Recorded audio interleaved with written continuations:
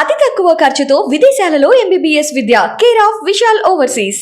Total గా father mother sister మీరే మూడు పాత్రలు త్రిపాత్ర అభినయం. అనేది నన్ను పిచ్చి టార్చర్ పెట్టేదాన్ని కదా, నువ్వు నన్ను ఇది లేవు ఇది నేర్చుకో అది నేర్చుకోవాలి. మళ్ళీ అసలు ఈ సెకండ్ ఇన్నింగ్స్ అన్నది ఎందుకు స్టార్ట్ అయిందంటే నేను అయితే హీరోయిన్ ఉందని ఒక తెలుసు నా ఫైనాన్సర్ ఎందుకు చూడాలి నన్ను అనవసరంగా. ద మిస్టేక్ హ్యాపెండ్ అండి మీ personal life. Welcome our dear viewers of iDreams. ఈరోజు మనతో పాటు స్టూడియోలో ఉన్న ఈ స్పెషల్ గెస్ట్ కెరీర్లో చాలా మైల్ స్టోన్స్, అంటే ఒక నటిగా చాలా అద్భుతమైన పాత్రలు చేసి మొత్తం క్లాస్ మాస్ ప్రేక్షకులన్న తేడా లేకుండా అందరినీ ఆకట్టుకుని తనదైన ఒక కెరీర్ని, ఒక ట్రాక్ రికార్డుని నిలబెట్టుకున్న ఒక ఎమినెంట్ యాక్ట్రెస్. ఆవిడ పేరే ఆమని. ఆవిడ ఈరోజు మనతో పాటు స్టూడియోలో ఉన్నారు. వెల్కమ్ ఆమని గారు, వెల్కమ్. లేట్గా వచ్చినా లేటెస్ట్గా వచ్చారని లేదు సార్, ఒక అందువేళ ఒక పని పడింది. మీ హీరోయిన్లతో మాకు అలవాటు పైగా ఈ మధ్యన మన హైదరాబాద్ లో బెంగళూరు లాగా ఫుల్ ట్రాఫిక్, బొమ్మల కొలువులాగా కార్లు నిలబడి ఉంటాయి రోడ్డు మీద.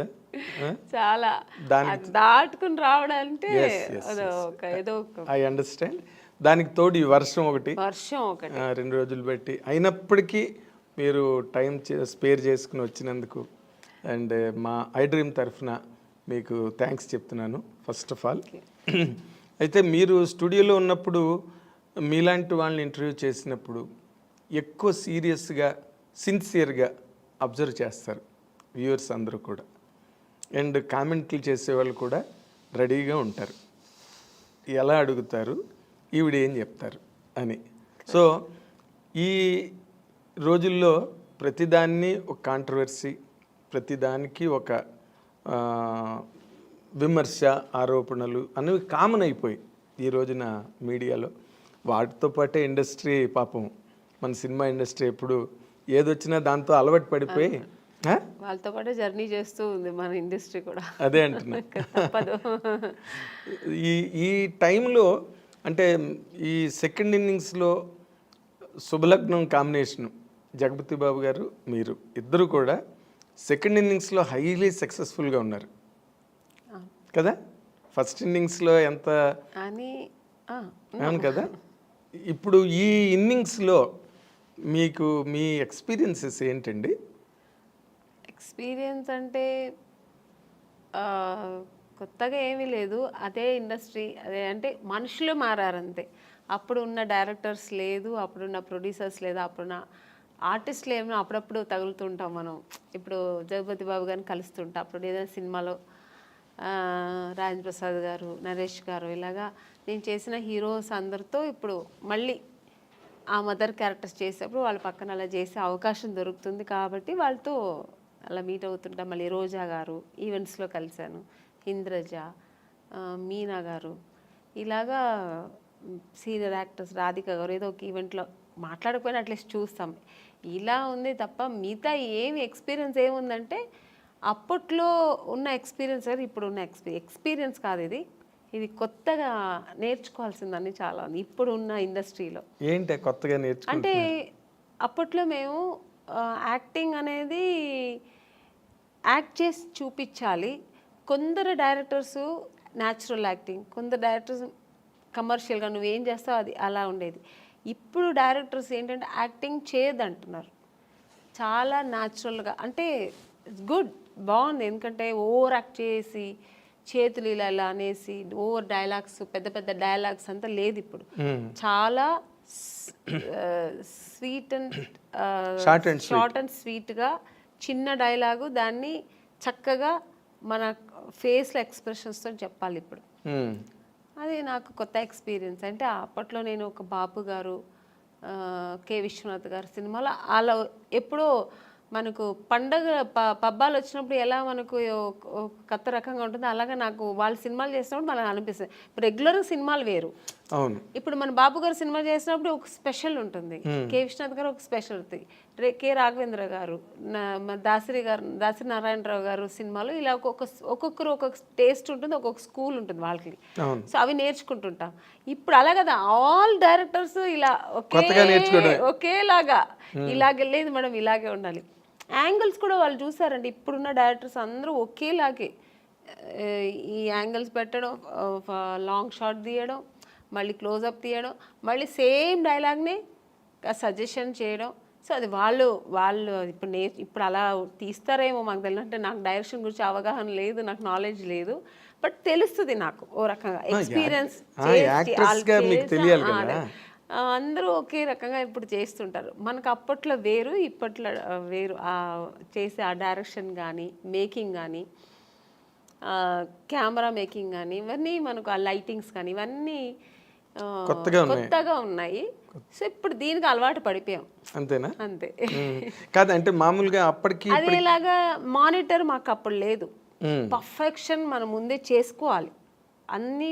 ఆల్రెడీ మనం అన్నీ చేసుకుని టేక్ అన్నప్పుడు ఒక్క టేక్ ఎప్పుడైనా చాలా కష్టం, పెద్ద డైలాగ్స్ ఏదైనా కొంచెం ఎక్స్ప్రెషన్స్ కష్టం ఉన్నప్పుడు సెకండ్ టూ టేక్స్ అలా తీసుకున్నాం.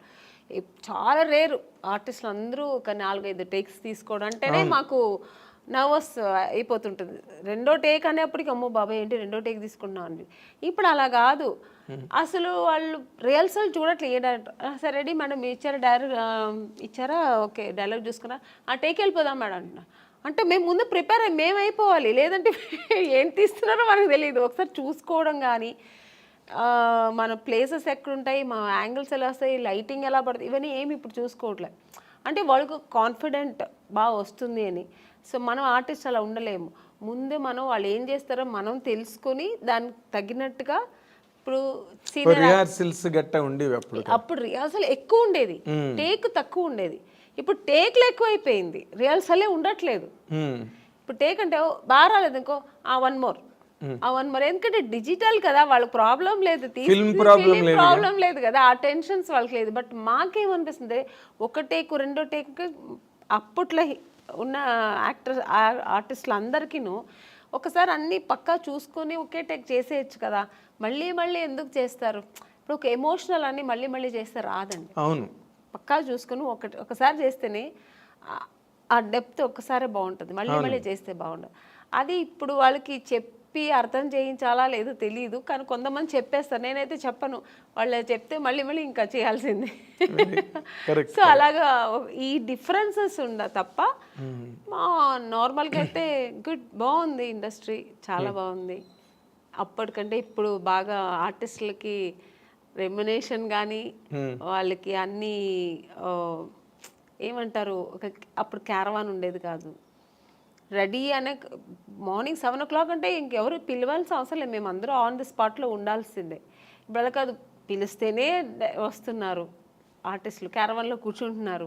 పిలవని వెళ్దాం ఎందుకు, ఇప్పుడు ముందే వెళ్ళి అక్కడ వెళ్ళి స్పాట్లో కూర్చో. ఇప్పుడు అలా అయింది ఇండస్ట్రీ. ఆ స్టైల్ అని కాదు, అంతే. అది ఇప్పుడు ఉన్న జనరేషన్ ట్రెండ్. ఎవరికి పర్వాలేదు, ఆర్టిస్ట్ పిలిస్తే వస్తారు, ఎందుకు వాళ్ళే చెప్తారు. కూర్చొని ఉంటే మేడం మీరు వెళ్ళి క్యారవాన్లో కూర్చోండి మేడం మేము పిలుస్తామంటారు, వాళ్ళే అంటారు. అలాంటప్పుడు మనం ఏమి చేయలేము. మీకు ఒక రకంగా అది కంఫర్ట్ కదా, కంఫర్ట్, చాలా కంఫర్ట్. ఇప్పుడు అంటే నాకు ఎలా అంటే కంఫర్ట్ అంటే, ఇప్పుడు మనం చేస్తుంటే ఇంకో ఆర్టిస్ట్ చేస్తుంటే వాళ్ళు ఎలా చేస్తారో మేము అప్పుడు అబ్జర్వ్ చేసేవాళ్ళం. ఇప్పుడు మనది అయిపోయింది, వెళ్ళి కూర్చుంటే ఇక్కడ ఏం జరుగుతుంది, నెక్స్ట్ సీన్ ఏమవుతుంది, ఇవన్నీ మనకు తెలియట్లేదు. అప్పట్లో అలా కాదు, మేము అందరూ స్పాట్లో ఉంటే. అప్పట్లో ఇప్పుడు శారద గారు ఉన్నారు, చేస్తుంటే ఆవిడ ఎక్స్ప్రెషన్స్ చూసేవాళ్ళం మేము. సో ఎక్స్పీరియన్స్ అయ్యేది. కాసేపు కూర్చొని మాట్లాడితే వాళ్ళ ఎక్స్పీరియన్స్ మనతో చెప్పుకునేవాళ్ళు. నాగేశ్వరరావు గారితో అంతా కూర్చుంటే అసలు ఆ స్పాట్లోంచి లేచి వెళ్ళేవాళ్ళం కాదు, వాళ్ళ ఎక్స్పీరియన్స్ అంతా చెప్పేవాళ్ళు అనమాట.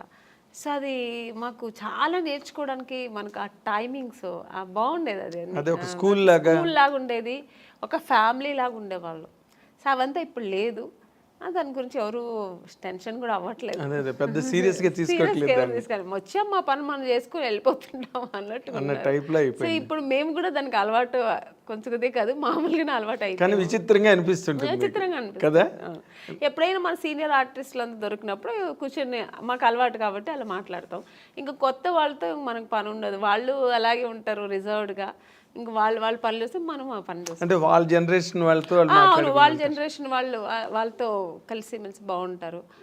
ఇంకా మనం దాన్ని ఫీల్ అవ్వకూడదు, ఏమీ లేదు. సరే అంతే. ఇంకా ఇప్పుడు ఇంకోటి వచ్చింది సార్, ఫోన్స్.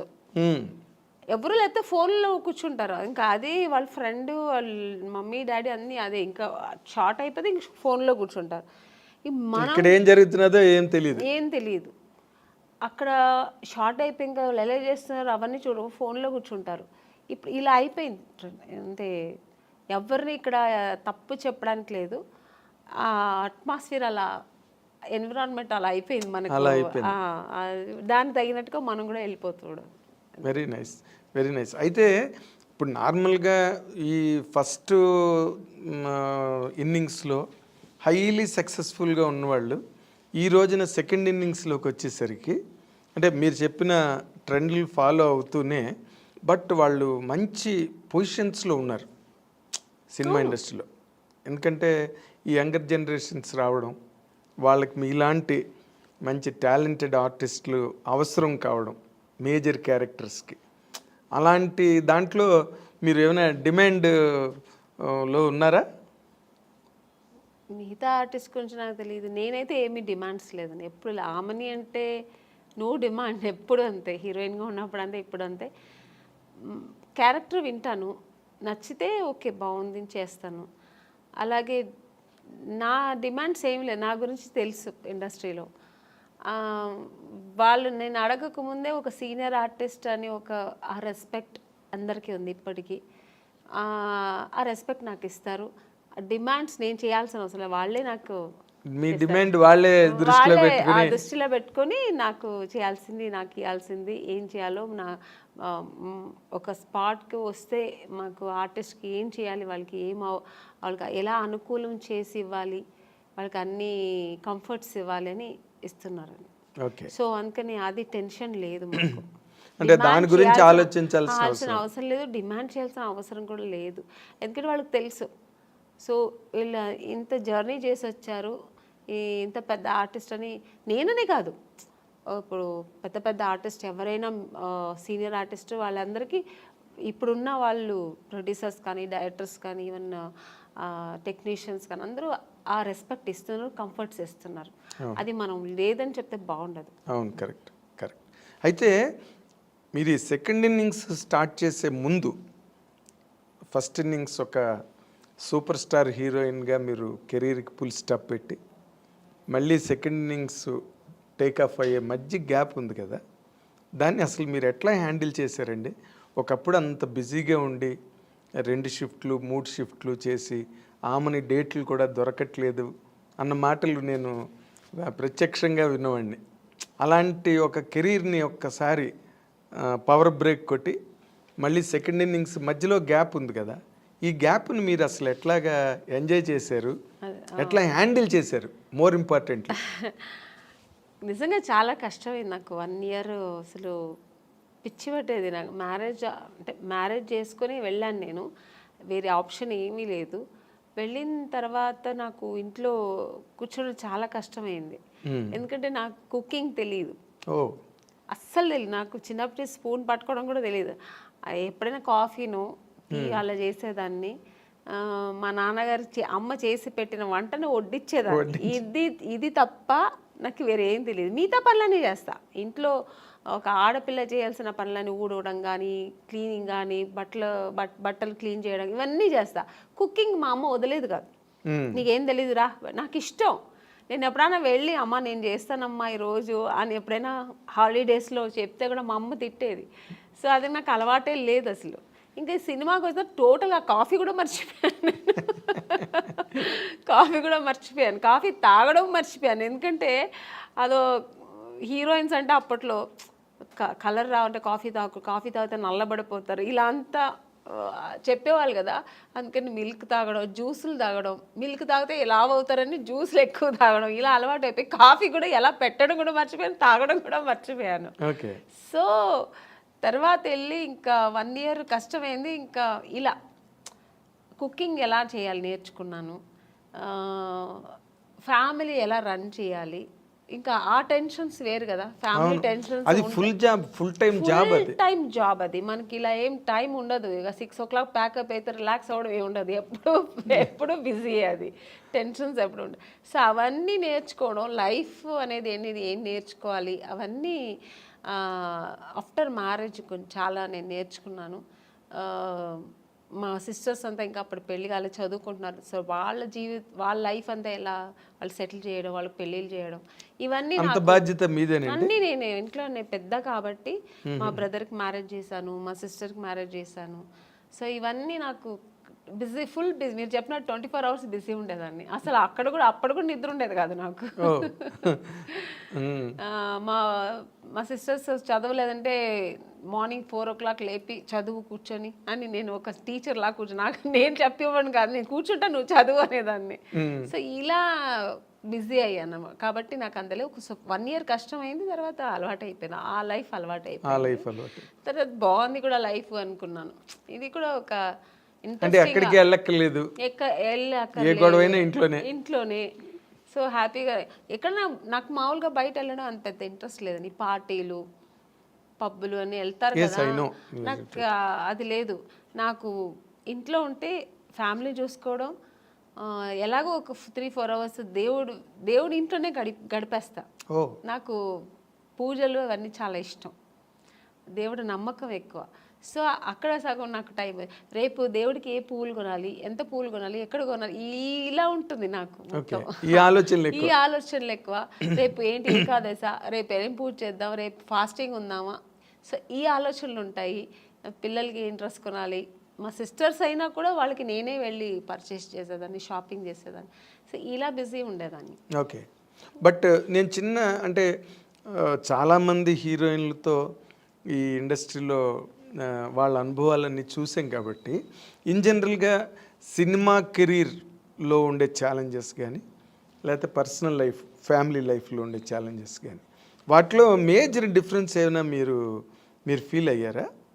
అంటే కెరీర్లో కొన్ని ఛాలెంజెస్ ఉంటాయి, అలాగే ఫ్యామిలీ లైఫ్ వాటిని మెయింటైన్ చేయడం, బ్యాలెన్స్ చేసుకోవడం, ఆ ఎమోషన్స్ని మేనేజ్ చేసుకోవడం, ఇవన్నీ కూడా ఛాలెంజెస్సేగా. మోర్ ఇంపార్టెంట్లీ సినిమా హీరోయిన్లకే ఎక్కువ ఛాలెంజెస్ ఉంటాయి. ఎందుకంటే మీరు ఇందాక చెప్పినట్టుగా షూటింగ్లు అయిపోయిన తర్వాత మళ్ళీ ఇంటికి అడాప్ట్ అవ్వడానికి కొంత ఛాలెంజే అది. బట్ అదర్ దాన్ దట్ మీరు ఛాలెంజ్గా ఫేస్ చేసిన సిచ్యువేషన్స్ ఏమైనా ఉన్నాయండి అంటే ఫ్యామిలీ లైఫ్లో? చాలా ఉందండి. ఎందుకంటే నేను ఇంటికి మెయిన్ పెద్దమ్మాయి, నేనే ఫస్ట్. అన్ని రెస్పాన్సిబుల్ నాకు ముందు నుంచే అదే నాకుంది. ఎందుకంటే నేను సినిమా ఇండస్ట్రీకి వచ్చినాడు, మా బ్రదర్ చదువుతున్నాడు, మా సిస్టర్ చదువుతుంది, అందరూ చదువుతున్నారు కాబట్టి, సో వాళ్ళ ఎడ్యుకేషన్, వాళ్ళు మళ్ళీ పెళ్ళిళ్ళు, ఇవన్నీ నేను చేసేదాన్ని. అవన్నీ ఛాలెంజింగ్గా చేసేది. ఎందుకంటే నాకు అంత ఏజ్ లేదు. అంటే వాళ్ళు పెళ్ళిళ్ళు చేసేంత, ఇప్పుడు మామూలుగా పెళ్ళిళ్ళు అంటే ఏ ఏజ్లో చేస్తారు, పిల్లలు పెద్దవాళ్ళు అయ్యేప్పటికి ఒక 50 years 53 years అప్పుడు మనకు అలా ఉన్నప్పుడు చేస్తాం. కానీ నేనే ఇంకా పెళ్లి చేసుకుని అప్పుడే వెళ్ళాను. ఆ టైంలో వాళ్ళకి పెళ్ళిళ్ళు చేశానంటే మీదే కొత్త పెళ్లి కూతురు టైప్లో నేను నా లైఫ్ ఎంజాయ్ చేయలేదు, ఫుల్ వాళ్ళకి స్పెండ్ చేశాను.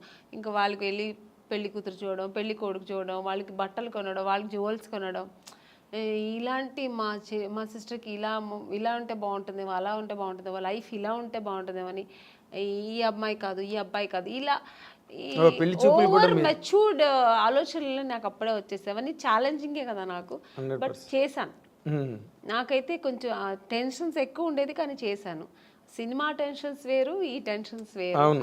సో అక్కడ కూడా మనకు ఎక్కడ కొద్దిగా ఫైనాన్షియల్ ప్రాబ్లమ్ వస్తే మళ్ళీ అది టెన్షన్. మా ఇంత గ్రాండ్గా చేయాలి, ఎందుకంటే మా అమ్మాయి, మా సిస్టర్ పెళ్ళి కదా, మా బ్రదర్ పెళ్ళి కదా, గ్రాండ్గా చేయాలి. ఆమ్ని గారు చెల్లెలు అంటారు, ఆమ్ని గారు తమ్ముడు అంటారు అని. సో అది నా గురించి నేను ఎప్పుడు ఆలోచించాను. ఇలాగా మా ఇంట్లో మా అమ్మకి ఇంత మంచి ఏ ఊరు వెళ్తే షూటింగ్స్లో కూడా మా అమ్మకి ఈ ఊర్లో పట్టు చీర తీసుకెళ్దాం, ఈ ఊర్లో ఏంటి స్పెషల్, ఓకే జ్యువెల్స్, కేరళ వెళ్తే ఆ కేరళ బాగుంటుంది, ఈ కేరళ టెంపుల్ జ్యువెలరీ బాగుంటుంది అని ఇలా తీసుకెళ్ళేదాన్ని సిస్టర్స్ కానీ అమ్మ కానీ. సో ఎప్పుడు నాకు ఫ్యామిలీ టెన్షన్ కాదు అది, నేను ఆక్యుపేషన్ నేనే అది ఆక్యుపైడ్ అయ్యేదాన్ని, నేనే అది ఇంట్రెస్ట్ తీసుకొని చేసేదాన్ని, నాకు ఇష్టం కూడా. అంటే బేసిక్గా ఇప్పుడు సినిమా కెరీర్ అంటే మీకు బోల్డ్ పొగడ్తలు, అవార్డులు, షూటింగ్లు, చప్పట్లు, అసలు గ్రాండ్గా ఉంటుంది డే అంతా.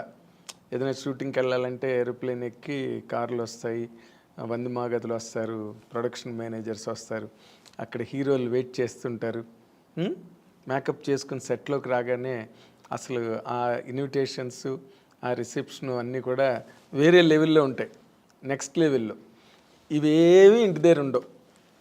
పని మనిషి దగ్గర నుంచి అన్ని పనులు ఎంత పెద్ద హీరోయిన్ అయినా చూసుకోవాల్సిందే. అబ్సల్యూట్లీ కరెక్ట్ మీరు చెప్పడం. ఎందుకంటే మనకు సినిమా అని వచ్చినప్పుడు మాకు ఇలా టవల్ ఇలా గ్లాస్ ఇలా పెడుతుంటే పరిగెత్తుకొచ్చి అసిస్టెంట్ తీసుకుంటారు, మేడం మేడం మేడం ఇవ్వండి మేడం. చెప్పులు మన లేచిన చెప్పులు తీసుకొచ్చి పెడతారు.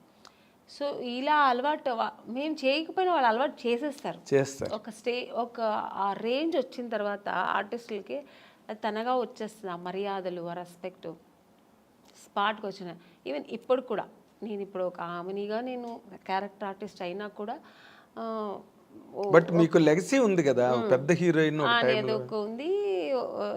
అసిస్టెంట్స్ కానీ హెయిర్ డ్రెస్సర్స్ కానీ వీళ్ళందరూ మాకు ఆ సేవలు చేస్తుంటారు. నాకు చాలా అంటే చేయించుకోవడం ఒకలా ఉన్నా కూడా తప్పదు, ఇక్కడ చేయాలి, చేయించుకోవాల్సి వస్తుంది. ఎందుకంటే నేను వెళ్ళి చేస్తే కూడా వాళ్ళు వదలరు. మేడం మేడం మీరెందుకు మేడం తీసుకొస్తారు, నా చేతికి ఇవ్వండి ఫోన్ అని, ఆ ఫోన్ కూడా లాగేసుకుంటారు. ఆ ప్రైవసీ కూడా నాకు వదలరు. ఫోన్ నేను మాట్లాడాలమ్మా, నాకు కావాలన్నా కూడా పర్వాలేదు మేడం నేను పెట్టుకుంటాను, ఫోన్ వస్తే ఇస్తానంటారు. సో అలా ఉంటుంది. ఇంట్లో అలా లేదు, టోటల్ డిఫరెంట్. అన్ని పనులు మనమే చేయాలి. అంటే న్యాచురల్గా మామూలుగా ఇప్పుడు పని మనుషులు ఉంటారండి, కానీ వాళ్ళు 24 hours మాకు సర్వీస్ చేయరు. ఏదో వాళ్ళు ఒక టైంలో చేసి ఏదో చేసుకుంటూ వాళ్ళ పనులు వాళ్ళు చూసుకుంటుంటారు, చేసేసి వెళ్ళిపోతారు. అదర్వైజ్ మనమే కదా చేసుకోవాలి. అన్ని పనులు మనమే కుకింగ్ ఏదో మనమే ఎక్కడ ఎత్తుకోవాలి, ఉప్పు ఎక్కడ ఉంది, ఇది ఎక్కడ ఉంది మనమే ఎత్తుకోవాలి, మనమే వేయాలి. మనకు శారీస్ రేపు పార్టీకి వెళ్ళే ఏదో ఒక పెళ్ళికి వెళ్తున్నాం అనుకోండి, అమ్మో రేపుకి ఏం జ్యువెలరీ, ఏం సారీ అన్నీ మనమే ఎత్తి పెట్టుకోవాలి. అదేం తప్ప అన్నట్లు, ఎందుకంటే అదొక లైఫ్ స్టైల్.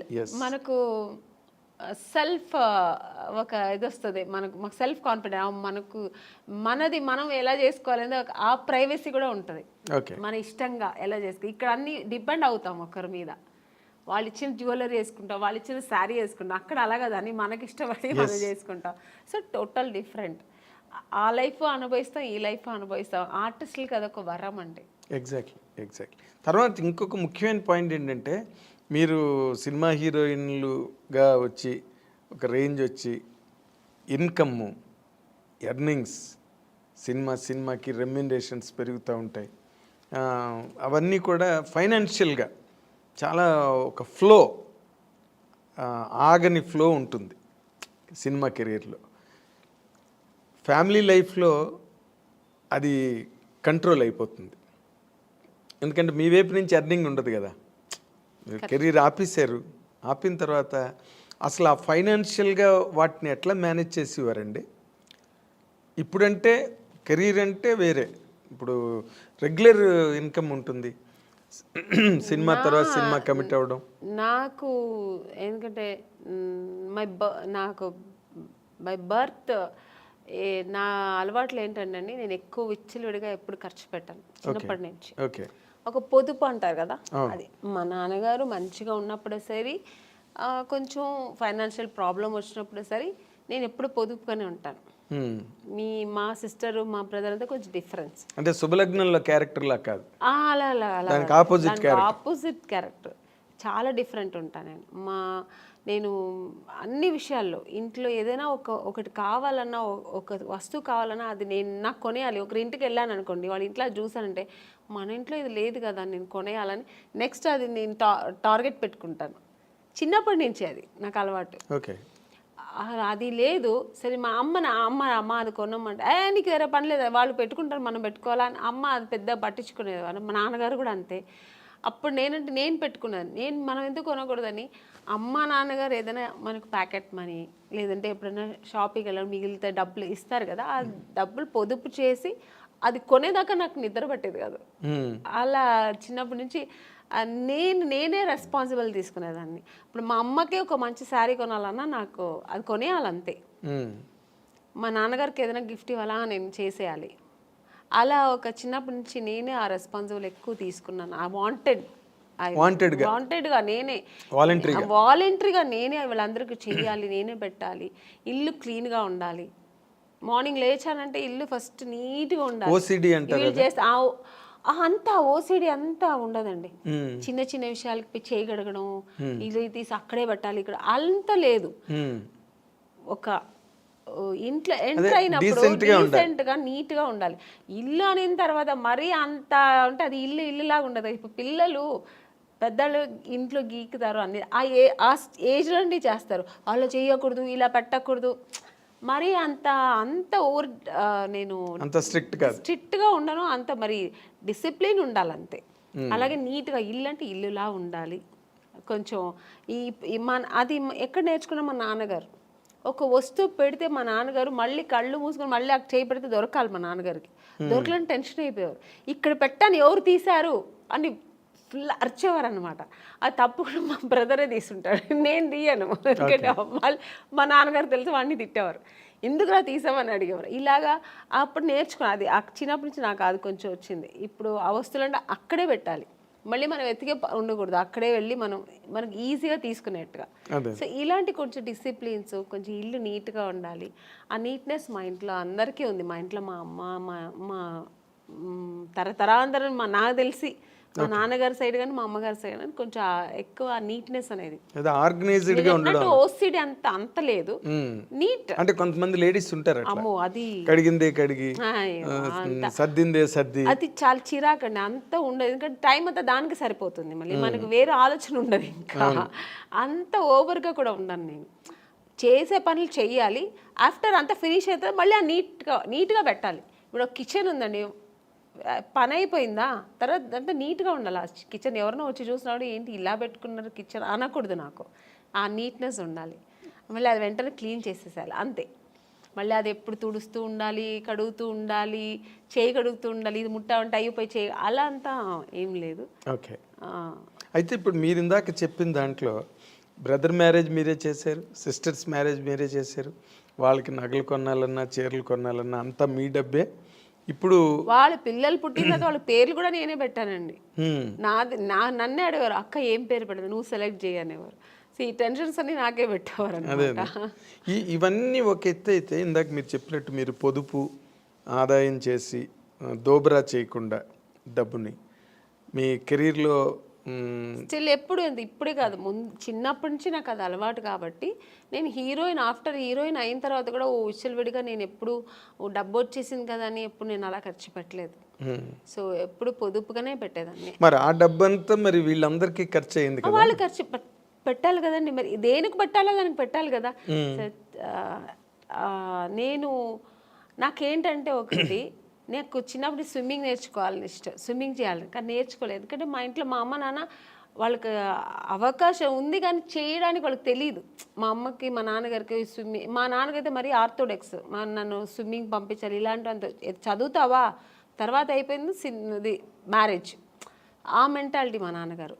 మా అమ్మగారికి తెలియదు అవన్నీ చెయ్యాలి, పిల్లలు ఫ్యూచర్కి ఇలా ఉండాలి, ఇవన్నీ నేర్చుకుంటే అమ్మాయిలు కూడా మన అబ్బాయిలు మా బ్రదర్ వాడు అబ్బాయి కాబట్టి బయట వెళ్ళి వాడు అన్నీ నేర్చుకున్నాడు, నేను అలా వెళ్ళలేదు. ఒక సినీ ఇండస్ట్రీకి వచ్చినప్పుడు స్విమ్మింగ్ తెలుసా లేదు, తెలియదు, హార్స్ రైడింగ్ తెలియదు. ఇవన్నీ నాకేంటంటే ఇవన్నీ ప్రాబ్లమ్స్ అయ్యాయండి కెరీర్లో. అవునండి. ఇప్పుడు కొన్ని సినిమాలకి నేను ఇవన్నీ తమిళ సినిమాలో ఫేస్ చేసాం. వాళ్ళు ఫస్ట్ వెళ్ళిన మీకు హార్స్ రైడింగ్ తెలుసా, ఈ సినిమాలో ఒక హార్స్ రైడింగ్ ఉంది మీకు తెలుసా అంటే తెలియదు సార్. ఓకే, దీనివల్ల సినిమాలు నాకు అవకాశం లేకుండా పోయిన ఎన్నో ఇవి సంఘటనలు కూడా జరిగింది నాకు. స్విమ్మింగ్, అయ్యో స్విమ్ సూట్ పోడను మేడం, స్విమ్ సూట్ వేసుకోవాలండి, మేడం కాదు స్విమ్ సూట్ వేసుకోవాలి అమ్మాయి, 2 పీసెస్ వేసుకోవాలి లేదా సింగిల్ ఇలా స్విమ్మింగ్ రాదా అంటే ఆ సినిమా లేదు, అయిపోయింది. అమ్మో స్విమ్మింగ్ నేర్చుకున్నందుకు ఇలా అయిందా. పైగా ఇంకొక ఎక్స్పీరియన్స్ ఏంటంటే కొన్ని విషయాలు కొంతమంది నాకు ఫ్రెండ్ సర్కిల్లో స్విమ్ తెలియకుండా నా ఫ్రెండ్ సర్కిల్ చాలామంది చనిపోయాడు. ఎక్కడో ఇప్పుడు వెళ్తారు ఒక టెంపుల్కు లేదంటే ఎక్కడో ఎక్స్కర్షన్ వెళ్ళినప్పుడు ఆ వాటర్లో పడి స్విమ్ తెలియకుండా చనిపోవడం, ఇవన్నీ నేను కొన్ని చూశాను అన్నమాట. అప్పుడు నాకు ఒక భయం వచ్చింది, మనం నేర్చుకుంటే బాగుంటుంది, ఇవన్నీ జనరల్గా ఇవన్నీ నేర్చుకుంటే మనకు మంచిది కదా అని. అప్పుడు నేను మా బ్రదర్ వాడే నేర్చుకున్నాడు, టాలెంట్ మా బ్రదర్. మీ పేరెంట్స్ ఆలోచన అది కాదు, ఆలోచన లేదు, చదువుకున్నంత కాలం చదువుకోవడం, తర్వాత మ్యారేజ్ చేసి మ్యారేజ్ అంతే. ఇందులో స్విమ్మింగ్లు కత్తి ఫైటింగ్లు గుర్రాలు వాళ్ళు ప్లానింగ్ లో లేదు. మా నాన్నగారికి లేడీస్ అంటే ఇలాగే ఉండాలి, అయిపోయిందా పెళ్ళి అయిపోయి సెటిల్ అయిపో, పిల్లలు కనుక్కొని ఒక ఫ్యామిలీ హోమ్లీగా ఉండాలి. మా అమ్మగారు అంతే, మా నాన్నగారు ఏం చెప్తే అదే మా అమ్మగారికి ఎక్స్ట్రా నాలెడ్జ్ ఏమి ఉండదు, ఓల్డ్ టైమర్స్ అలాగే ఉండదు. అందుకని నాకేంటంటే నేను నేర్చుకోలేదు, మా సిస్టర్ నేర్చుకో, మా బ్రదర్ అయితే వాడే అన్నీ, వాడికి చెప్పాను ఓవర్ టాలెంట్, వాడు వెళ్ళి వాడికి ఏదైనా నేర్చుకుంటే వాడే వెళ్ళి చేసేవాడు. వాడు మగపిల్ల వాళ్ళు ఏం అనేవారు కాదు మా ఇంట్లో, నేర్చుకుంటా ఓకే నన్ను వెళ్తావా వెళ్ళి నేర్చుకునేవారు. మా సిస్టర్కి నేను నేర్పించా, మా ఇద్దరు సిస్టర్ జిమ్నాస్టిక్స్, నాకేమేమి ఇష్టమో వాళ్ళ మీద చెయ్యండి అని చెప్పి నేను వాళ్ళని ఫోర్స్ చేసేదాన్ని. వాళ్ళు మార్నింగ్ పొద్దున మా స్విమ్మింగ్, మా అక్క పొద్దున్న 5 o'clock స్విమ్మింగ్ ఏందక్క నాకు తెలియ, వెళ్ళు నేను డబ్బులు కట్టేసాను వెళ్ళు స్విమ్మింగ్. ఈరోజు వాళ్ళకి ఎంత అంత హ్యాపీ. మరి వాటి వల్ల వాళ్ళకి ఏమైనా ఉపయోగం జరిగిందండి? అవునండి, ఇప్పుడు ఒక స్విమ్మింగ్ తెలుసా అంటే సినిమా కెరీర్ లేదండి, సినిమా కోసమే అన్న అవసరం. ఇప్పుడు స్విమ్మింగ్ సినిమాకనే కాదు కదండి, ఒక ప్లేస్కి వెళ్తాము అందరూ స్విమ్ చేస్తారంటే దాంట్లో మనం వెళ్ళి నాకు స్విమ్ తెలుసు అంటే ఎంత గర్వంగా ఉంటుంది కదా. అంటే సినిమా ఇష్టం కాబట్టి దాన్ని ఎక్కువ ఎంకరేజ్ చేశారు. జిమ్నాస్టిక్, మా సిస్టర్కి జిమ్నాస్టిక్, పియానో, మ్యూజిక్ అవగాహన ఉండాలి, ఇవన్నీ తెలియాలి వాళ్ళకి, జనరల్ నాలెడ్జ్ ఇవన్నీ తెలియాలి అని నేను అవన్నీ వాళ్ళకి నేర్పించి పంపించేదాన్ని. చదువు ఒక్కటే కాదు ఇవి కూడా నేర్చుకోవాలి. బట్ టోటల్ గా ఫాదరు మదరు సిస్టర్ మీరే 3 పాత్రలు అభినయం సినిమాల్లో చేయలేదు. కానీ నన్ను పిచ్చి టార్చర్ పెట్టేదాన్ని కదా, నువ్వు నన్ను ఇది లేవు ఇది నేర్చుకో అది నేర్చుకోవాలి అని అంటుంటది ఇప్పుడు కూడా. అదే మీరు సినిమా కెరీర్ లో చెయ్యండి, ఫ్యామిలీ కెరీర్ లో చేశాను, త్రిబుల్ రోల్ అన్ని చేశాను. వాళ్ళందరూ అలాగే అప్పుడు వాళ్ళకి కష్టం అనిపించవచ్చు, కానీ ఇప్పుడు వాళ్ళు హ్యాపీగా ఫీల్ అవుతారు. అవన్నీ మా ఒక తల్లి స్థానంలో నాకు అన్నీ చేసింది మా అక్క అని ఇప్పుడు వాళ్ళు ఫీల్ అవుతుంటారు. ఓకే, ఇప్పుడు ఈ సంతృప్తేనా వాళ్ళ వైపు నుంచి మీకు ఏమైనా అంటే మీరు నార్మల్గా ఎప్పుడైనా ఫైనాన్షియల్ క్రంచ్ వచ్చినప్పుడు కానీ లేకపోతే ఎప్పుడైనా అటువంటి ఇబ్బంది ఎప్పుడైనా మీకు కలిగినప్పుడు వాళ్ళు మీకు సపోర్ట్గా ఉన్నారండి ఆ టైంలో? సపోర్ట్ అంటే నాకు దేవుడు ఒక పరిస్థితి ఇవ్వలేదండి భగవంతుడు నాకు. బట్ అలాంటి పరిస్థితి చేస్తారండి, అలాంటి పిల్లలే వాళ్ళు, మా సిస్టర్స్ కానీ మా బ్రదర్ కానీ నాకు ఎప్పుడు బ్యాక్ ఉంటారు. నేను ఉన్నాను కదా నీకెందుకు ఏమైనా అయితే నేను చూసుకుంటా అన్నట్టుగా మా బ్రదర్ కానీ ఇప్పుడు మా బ్రదర్ ఇప్పుడు ఏముంటాను, ఎందుకంటే నాకు కొంచెం లేట్గా పిల్లలు అయ్యారు, చిన్నపిల్లలు ఇప్పుడు నాకు ఎప్పుడైనా హెల్త్ ఇష్యూస్ వస్తే కూడా నేను వాటితో షేర్ చేస్తుంటా, ఏందరో నాకు భయంగా ఉంది ఇలాగా అలాగా, ఫ్లైట్లో వెళ్తుంటే ఏదో సౌండ్స్ వస్తుంది నాకు భయం వస్తుంది అంటూ చాలు, ఏం భయపడవద్దు, నేను దేవుడి దగ్గర ప్రార్థన చేస్తాను, ప్రేయర్ చేస్తాను, నా ఆయుష్ కూడా నీకు ఇవ్వాలనుకుంటా. ఎందుకంటే వాడి పిల్లలు వాళ్ళు తొందర పెళ్ళైపోయి వాళ్ళ పిల్లలతో పెద్దవాళ్ళు అయిపోయి సెటిల్ అయిపోయారు. సో వాళ్ళందరినీ సెటిల్ చేసే తర్వాత అంటే మ్యారేజ్ చేసుకున్నా నాకు పిల్లలు లేట్గా అయ్యారు అన్నమాట. సో అందుకని సో అంతా ఒక మంచి మనసు, మా బ్రదర్ కానీ మా సిస్టర్స్ కానీ వాళ్ళందరూ, మా సిస్టర్ నేనున్నాను కదక్క నువ్వు ఎందుకు బాధపడతావు, నేను చూసుకుంటాను నీ పిల్లల్ని అంటారు. So nice. అదే మీరు మీ పిల్లల్ని కూడా లాస్ట్ టైం ఎప్పుడు మనం అనుకున్నప్పుడు కూడా పిల్లలు ఎగ్జామ్స్ అవుతున్నాయండి అయిన తర్వాత నేను వస్తాను చెప్పాను, ఐ రిమెంబర్.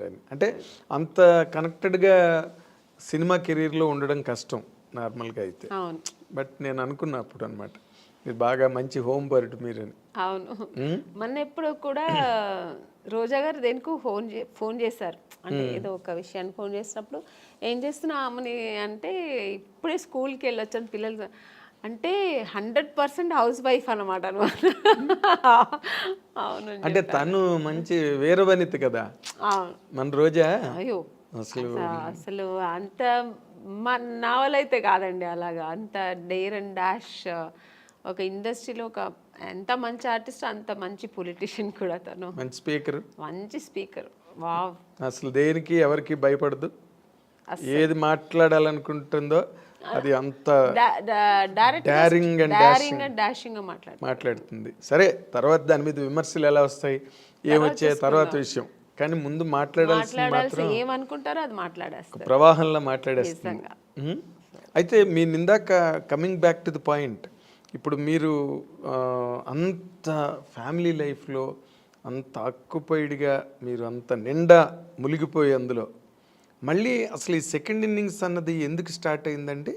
అంటే ఫర్ వాంట్ ఆఫ్ ఎర్నింగ్స్ కాదండి, యాక్చువల్గా నాకు సినిమా ఇండస్ట్రీ నేను చాలా ఇష్టపడి వచ్చాను. అవును, ఇంట్లో అందరితో ఫైటింగ్ చేసి నేను అయితే హీరోయిన్ అయితే లేకపోతే చనిపోతానన్న ఆ లెవెల్కి వెళ్ళాను నేను అనమాట అప్పట్లోనే. సో అంత ప్రతిఘటన ఎందుకు వచ్చిందండి? నాకు ఏంటి హీరోయిన్ కాకపోతే నేను చనిపోతాను అన్నంత. అంతే, ఫస్ట్ వచ్చి నేను అవ్వాలనేది ఒక ఇష్టం అండి, ప్యాషన్. చిన్నప్పటి నుంచి నాకు ఊహ తెలిసినప్పటి నుంచి నేను సినిమాలో చేయాలి నేను ఒక ఆర్టిస్ట్ అవ్వాలి, హీరోయిన్ అవుతానా లేదా ఆర్టిస్ట్ అవ్వాలి. తర్వాత ఒక ఏజ్ వచ్చినప్పుడు నేను హీరోయిన్స్ అంతా రాధా గారు, శ్రీదేవి గారు, జయప్రద గారు, జయసుధ గారు వాళ్ళ సినిమాలని చూసేవాళ్ళు కదా, విజయశాంతి గారు ఫైట్, ఆ ప్రతిఘటన సినిమా అంతా చూసినప్పుడు నేను కూడా ఇలా చేయాలి, ఆ రోల్ మోడల్ వీళ్ళందరూ నాకు సో ఇలా నేను చేయాలి, హీరోయిన్గానే చేయాలి, హీరోయిన్ అయితేనే ఇవన్నీ చేయగలుగుతాం. సో అక్కడి నుంచి అది స్టార్ట్ అయింది. ఇండస్ట్రీకి వచ్చి ట్రై చేసినప్పుడు ఫెయిల్యూర్ వెళ్ళినప్పుడు మనం ఏమనుకుంటాం, మేము అందంగా ఉన్నాము, మాకు అన్నీ తెలుసు, వెళ్ళిన వెంటనే రామ్మా నువ్వు ఈ సినిమాలో నువ్వే హీరోయిన్ అని రెడ్ కార్పెట్ వేసి వెంటనే ఇచ్చేస్తారా అని ఒక ఊహలో వస్తాం. నేనే కదా, అందరూ వచ్చేవాళ్ళు అలాగే వస్తారు. సో ఒక డ్రీమ్తో వచ్చినప్పుడు ఇక్కడ వచ్చిన తర్వాత ఇప్పుడు ఒక మౌంటైన్ ఉందండి, అది దూరం నుంచి చూస్తే అది చాలా అందంగా ఉంటుంది, దగ్గర వెళ్ళిన తర్వాత ఎన్ని రాళ్ళు ఉన్నాయి, ఎన్ని ముళ్ళు ఉంటాయి, దాన్ని అక్కడ ఎక్కడానికి ఎంత కష్టం ఉంటుంది అనేది తర్వాత తెలుస్తుంది. అది అందుకే దూరపు కొండలు నునుపు అంటారు కదా, అలాగే నాకు కూడా నేను అలా అనుకుని వచ్చాను. తర్వాత ఇక్కడ వచ్చిన తర్వాత అంత ఈజీ కాదు అనిపించింది. ఇప్పుడైనా మనకి ఇండస్ట్రీ చాలా ప్లాట్ఫామ్స్ ఉంది. ఒకవేళ హీరోయిన్ అవ్వలేదు, ఒక 4-5 సినిమాలు ట్రై చేసాం, దొరకలేదు అనుకోండి, ఓకే లేకపోతే ఏంటి మనం ఏదో చేసుకుందాం, యాంకర్ అవ్వచ్చు, దాంట్లో ట్రై చేయొచ్చు, సీరియల్ హీరోయిన్ అయిపోవచ్చు, చాలా ఉన్నాయి ఇప్పుడు మనకు ఆప్షన్స్ ఎక్కువ ఉన్నాయి, మోడలింగ్ చేయొచ్చు, దానికి తగినట్టుగా మనం మన బాడీని చేసుకుని మోడలింగ్ చేయొచ్చు, ఇలా చాలా ఆప్షన్స్ ఉన్నాయి. మెయిన్ వచ్చినప్పుడు ఇండస్ట్రీ ఓన్లీ హీరోయిన్ చేయాలి, లేదంటే సిస్టర్ రోల్, మదర్ రోల్, ఆ ఏజ్లో సిస్టర్ రోల్, లేదంటే ఫ్రెండ్స్ రోల్, ఇలాంటి తప్ప ఆప్షన్ లేదు, ఇంటికి వెళ్ళిపోవాల్సిందే. నాకేమో అది ఇష్టం లేదు, నేను చేస్తే హీరోయినే చేయాలి. అలాంటప్పుడు ఎన్ని కష్టాలు నేను ఎదుర్కోవాల్సి వస్తుంది. అవును, మనం కండిషన్స్ పెట్టుకుంటే కష్టాలే. సో అది అప్పుడు అసలు ఎక్కువ కష్టాలు ఫేస్ చేశారండి బిగినింగ్ లో? తప్పకుండా అండి, ఎందుకంటే నాకు చెన్నైలో ఎక్కువ తమిళ్ ఇండస్ట్రీలోనే ఎక్కువ నేను ట్రై చేశాను. నాకు అప్పుడు తెలుగు టచ్ లేదనమాట. అక్కడ తమిళ్లో ట్రై చేసేటప్పుడు మా నాన్నగారు ఫ్రెండ్, ఫ్యామిలీ ఫ్రెండ్, ఆయనకు కూడా తమిళే తెలుసు, ఆయనకి తమిళ్ అతనే ఆయన కాబట్టి తమిళ్ ఇండస్ట్రీకే ఆయన నన్ను చుట్టి తీసుకెళ్ళేవారు అనమాట, కంపెనీస్ అక్కడ ఉన్నారు ఎల్లమ్మ అక్కడ. సో ఇవన్నీ అక్కడ ఫేస్ చేశాను. బట్ నేను తెలుగులో ఫేస్ చేయలేదు, డైరెక్ట్ హీరోయిన్ అయిపోయాను. నేను అనుకొని వచ్చాను కదా, అది ఇక్కడ దొరికింది. అక్కడ చాలా కష్టమైంది. అంటే ఇక్కడ వచ్చేప్పటికి చాలా ఎక్స్పీరియన్స్ అయింది నాకు. అంటే అక్కడ ఒక ఎస్టాబ్లిష్డ్ పొజిషన్కి వచ్చాక కదా ఇక్కడికి వచ్చాను. అక్కడ ఎస్టాబ్లిష్ అవ్వలేదు, చేస్తున్నప్పుడే అంటే హీరోయిన్ ఛాన్స్ దొరికింది. నేను పడిన కష్టాలకి హీరోయిన్ ఛాన్స్ దొరికింది, బట్ నేను 100% అక్కడ సక్సెస్ అవ్వలేదు. ఇక్కడ సక్సెస్ అయ్యాను. అంటే పడిన కష్టాలు అంటే ఇప్పుడు రకరకాలుగా ఉంటాయండి కష్టాలు అన్నది. కష్టం అంటే నా నా ఇది ఏంటంటే నేను చేసిన ట్రావెల్ ఎలాగంటే వెళ్ళిన వెంటనే ఫొటోస్ చూసేవారండి. అప్పుడంతా ఎక్కువ ఫొటోస్, ఆల్బమ్స్ అవన్నీ ఫొటోస్ చూసి చాలా బాగుంది అమ్మాయిని వెంటనే రమ్మనని వాళ్ళు వెళ్ళి చూసిన వెంటనే ఓ ఈ అమ్మాయి ఎక్కడో వాళ్ళ ఫేస్ ఎక్స్ప్రెషన్స్ మారిపోయేది. వాళ్ళు ఏదో హై ఎక్కడో ఒక ఫుల్ దీంట్లో ఉంటారు, ప్లెడ్జ్లో ఉంటారు. ఓ ఈ అమ్మాయి ఇంత అందంగా ఉంటే ఇంక డైరెక్ట్గా ఎంత ఉంటుందో అనుకొని ఒక ఊహలో ఉంటారు. నన్ను చూసిన వెంటనే మేము కొంచెం అంత నార్త్ ఇండియన్ కలర్స్ కాదు, హైట్ ఉన్నాం కానీ నార్త్ ఇండియన్ కలర్ కాదు. మెయిన్ ఆ కలర్ కాంప్లెక్షన్ కదండి ఫస్ట్ మీకు లుక్ ఏమిస్తుందంటే ఆ కలర్ కాంప్లెక్షన్ చూసిన వెంటనే బాగుంది అనేది అనిపించేది. అక్కడ నేను ఫెయిలియర్ అయ్యేదాన్ని చూసిన వెంటనే. కలర్ దెబ్బ కొట్టింది మిమ్మల్ని. ఇంకొకటి మీరు చెప్పినట్టు ఇప్పుడు ఆ స్పీకింగ్ మనం చూసిన కొంతమంది పడపడని మాట్లాడేస్తారు. నేను కొంచెం అలా మాట్లాడను, రిజర్వ్డ్గా ఉంటాను. నమస్తే నమస్తే కూర్చుంటా అడిగిన దానికి ఆన్సర్ అంతే, ఎక్స్ట్రా మాట్లాడడం నేను మాట్లాడడం కూడా.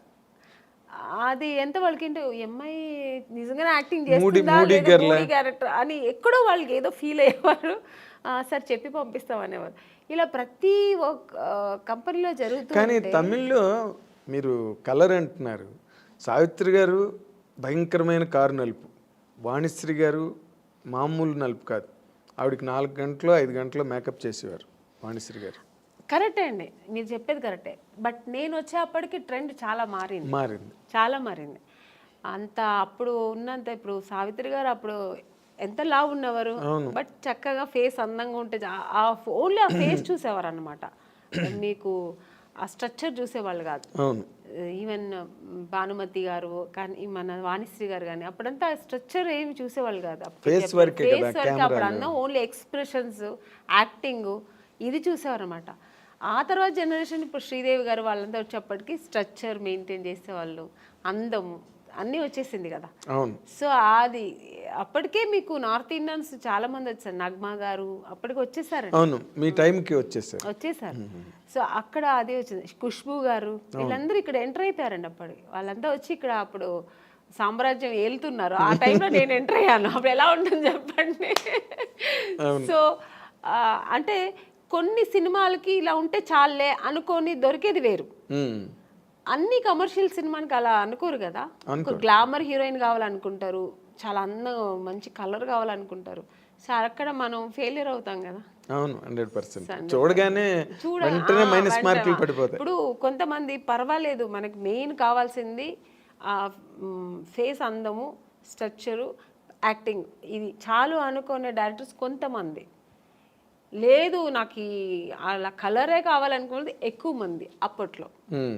ఇప్పట్లో కూడా ఎప్పుడైనా అందుకని బ్లాకీస్కి అంత తొందరగా వచ్చిన తర్వాత ఇప్పుడు ఈ మధ్యలో కొంచెం ట్రెండ్ మారింది. మన దీపికా పడుకుని అంటే ఒక డస్టీ కలర్ అని అది ఇప్పుడు ఫేమస్ అయిందండి. మేము వచ్చినప్పుడు ఆ డస్టీ కలరే బ్లాక్ అని చెప్పి మమ్మల్ని పక్కన పెట్టేవాళ్ళు. చాలా ఎక్కడో లక్కీగా దొరికేది. ఇప్పుడు వీటిష్ అంటున్నారు, బ్లాక్ వీటిష్ అంటున్నారు, డస్కీ కలర్ అని ఏమేమో అంటున్నారు. దాని ఇప్పుడు పేర్లు పెట్టి దాని ఒక ఫ్యాషన్ చేసుకున్నారు. మేము ఉన్నప్పుడు అలా కాదండి, కొంచెం కష్టమే. అయిన తర్వాత కూడా ఇక్కడంతా మేకప్ వేయమని చెప్పేవాళ్ళు, కలర్ ఎందుకంటే దీనికి డిఫరెన్స్ రాకూడదని. సో ఇవన్నీ మేము ఎదుర్కోవాలి, ఒకేలా ఉండాలని. సో అప్పుడు నేను చాలా మా అమ్మని తిట్టేదాన్ని, నువ్వు ఎందుకు మా నాన్న కలర్గా కనలేదు, మా బ్రదర్ మంచి కలరు, వాడు మాత్రం ఎందుకు అంత కలర్ ఉన్నాడు అని మా నాన్నగారు లాగా వాడు, మా అమ్మ కొంచెం కలర్ తక్కువ. ఇలాగా నాకు ఆ ఒక ఫీలింగ్ నాకు ఎప్పుడు ఉండేది. మా అమ్మతో ఎప్పుడు నేను వెళ్ళి మా అమ్మతోనే గొడవ పెట్టేది, నాకేంటే తెలుసు దేవుడు నీకు ఆ కలర్ ఇచ్చాడు, నువ్వు హీరోయిన్ అవుతావు నాకు తెలిసి ఉంటే నేను ఇంకొంచెం కుంకుమ పువ్వు ఎక్కువ తాగేదాన్ని. మా అమ్మ అంటే ఆవిడకి అంతే, కుంకుమ పువ్వు తాగితే ఎక్కువ తాగితే అంటే అదేదో అప్పుడు ఒక నమ్మకం. సో అలా తమిళ్లో మీరు బాగా ట్రై చేస్తున్న టైంలోనే తెలుగులో కట్ అయ్యారు అనమాట మీరు. అవును, ఛాన్స్లు వచ్చి చేసినట్టున్నారు కదా మీరు. రామరాజుతో చేశాను, రామరాజు గారితో చేశాను, శరత్ కుమార్ గారితో చేశాను. హీరోయిన్ మాత్రం అయిపోయాను. బట్ సక్సెస్ అనేది నాకు దొరకలేదు. అంత గొప్ప success హీరోయిన్ అయిన తర్వాత కూడా సక్సెస్ అనేది చాలా ఇంపార్టెంట్ అనేది నాకు తమిళ్లో తెలిసింది. ఎందుకంటే 2 సినిమాలు ఆడలేదంటేనే ఐరన్ లెగ్ అని పక్కన పెట్టేస్తారు. అప్పుడు కాదు ఇప్పుడు అంతే కదా, ఎప్పుడైనా సెంటిమెంట్ ఎక్కువ చూస్తారు మన ఇండస్ట్రీలో. అవును. సో అది నాకు ఇంకా బాధేసి, అమ్మో బాబోయ్ మన హీరోయిన్ అవ్వడం మాత్రమే కాదు పెద్ద విషయం, సక్సెస్ అనేది చాలా చాలా ఇంపార్టెంట్ అని.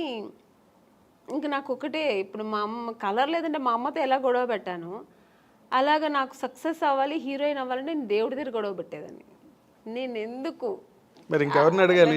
ఇంకెవరు నాకు ఎక్కువ నా ఫ్రెండ్ కానీ, నాకు మా తల్లిదండ్రుల కంటే ఎక్కువ కనెక్ట్ అయ్యింది నేను దేవుడితోనే. నేను అలా పెరిగాను చిన్నప్పటి నుంచి. కొంచెం మా ఇంట్లో ఎక్కువ ఆధ్యాత్మికంగా మా నాన్నగారు కొంచెం భక్తి పూజలు ఎక్కువ. మా నాన్నగారు ఎక్కువ టెంపుల్స్కి వెళ్తుంటారు, మా అమ్మ కూడా అంతే కొంచెం పూజలు. అంటే మెడ్రాస్లోనే కల్చర్ ఎక్కువ బేసిక్. లేదు, మేము బేసికలీ బెంగళూరు కదా, ఈవెన్ బెంగళూరులో కూడా. సో అది అలవాటు అయిపోయి నాకు దేవుడితో ఎక్కువ కనెక్ట్ అయ్యేదాన్ని నేను. సో అక్కడ ఆయన అడిగేదాన్ని, ఎందుకు నన్ను ఇలా చేస్తున్నావు, నాకు సక్సెస్ ఇవ్వాలని. సినిమా షూటింగ్ వెళ్తున్నానంటే ఫస్ట్ దేవుడు ఈ సినిమా పెద్ద సక్సెస్ అవ్వాలి వేడుకుంటా. ఇప్పుడు కూడా అంతే, ఏ సినిమా నేను చిన్న క్యారెక్టర్ చేసినా దేవుడి దగ్గర అదే వేడుకుంటా. నేను చేసిన ప్రొడ్యూసర్స్ హ్యాపీగా ఉండాలంటే ఆ సినిమా సక్సెస్ అవ్వాలి, సో దాన్ని సక్సెస్ చేయాలని. అయితేనే కదా మళ్ళీ. అవును కదా, ఆ ప్రొడ్యూసర్స్ బాగుంటాయి కదా, మనలాంటి వాళ్ళు అందరూ బాగుంటాం. 100%. అదే ఇందాక మీరు చెప్తున్న దాంట్లో, అంటే తమిళ్లో మీరు చేస్తున్నప్పుడు ఏమైనా మీ మీద పాలిటిక్స్లు గట్ట ఏమైనా జరిగాయండి? అంటే లేదండి, అలాంటి వాతావరణం ఏమైనా ఉండేది అప్పుడు? నాకు అలాంటి వాతావరణం ఎక్కడా లేవు. వచ్చాయి ఇప్పుడు పెద్ద పెద్ద కంపెనీలు ఎక్కడ నాకు రాలేదు. ఎందుకంటే మీరు గరగట్టు గోపన్న సినిమాలో ఫస్ట్ బుక్ అయింది, అది వచ్చి అలా జరిగింది. తర్వాత దేవికి గారి అమ్మాయి కనక దానిలోకి వచ్చింది. యాక్చువల్గా కరకట్టకారంలో నా ఫొటోస్ వెళ్ళి ఫస్ట్ సెలెక్ట్ అయిపోయానండి. సెలెక్ట్ అయిపోయి ఇంకా షూటింగ్ ఇంకొక 15 days 10 days ఉందన్నప్పుడు అక్కడ ఒక చిన్న కాంట్రవర్సీ జరిగింది. అంటే నన్ను తీసుకెళ్ళి యాక్ట్రెస్ నళిని గారు అని ఉంటారు, అవును, రామరాజు గారు వాళ్ళ వైఫ్, వాళ్ళు సిస్టర్ హస్బెండ్ నన్ను తీసుకెళ్లారు. యాక్చువల్గా ఆయన ముందు నళిని గారికి మేనేజర్ అట. సో ఆయన అది ఆయన ప్రొఫెషనల్ అనమాట. సో నన్ను తీసుకెళ్ళి చూపించి ఓకే అయింది, నా ఫొటోస్ ఓకే అయింది. తర్వాత ఆయన ఏమన్నారంటే 5 years అగ్రిమెంట్ వేసుకోవాలి, నేను మీరు హీరోయిన్ చేస్తారు కదా, అన్ని డేట్స్ నేనే చూస్తాను. ఓకే డేట్స్ ఫైన్, మీరు డేట్స్ చూసుకోండి అన్న, బట్ రెమ్యునేషన్ నాకు 50% మీకు 50% అన్నారు.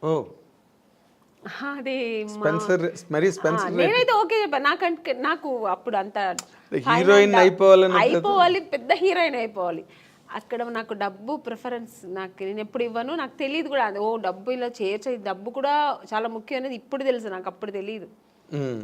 మా అమ్మ వద్దనేసారు. మన నాన్నగారికి ఫోన్ చేసి చెప్పాను, నాన్నగారు కూడా అలా అంత వద్దమ్మా అన్నారు. మా అమ్మ అయితే వద్దు, అలా అంత అవసరం లేదు, డేట్స్ కావాలంటే మీరు చూడండి, పర్సంటేజ్ ఏదో ఉంటాయి కదా అలా తీసుకోండి అలా అన్నారు. సో టోటల్గా వాళ్ళతో మనం డిపెండ్ అయిపోతే కష్టం అని చెప్పి నా అమ్మ వద్దనేసారు. అమ్మ నేనన్నాను, ఎందుకమ్మా అంటే మళ్ళీ మనకు సినిమాలో ఆ సినిమా పోతుంది అన్నమాట. నువ్వు అవ్వాలంటే హీరోయిన్ ఎవరు మార్చలేరు, దేవుడు ఉన్నాడు, నువ్వేం భయపడకు, వద్దు అలాగంతా అనేస్తే నెక్స్ట్ జరిగింది అదే. ఆ సినిమా నాకు లేదు, నేను కరగాటక సినిమాలో లేదు, వాళ్ళు పిలవనే లేదు మళ్ళీ నన్ను. మరి ఇతను మేనేజర్ కదా, ఏం చేశారో తెలియదు. మొత్తానికి అక్కడ వాళ్ళు మళ్ళీ కనక అదే మన దేవిక గారికి డాటర్ని వేశారు.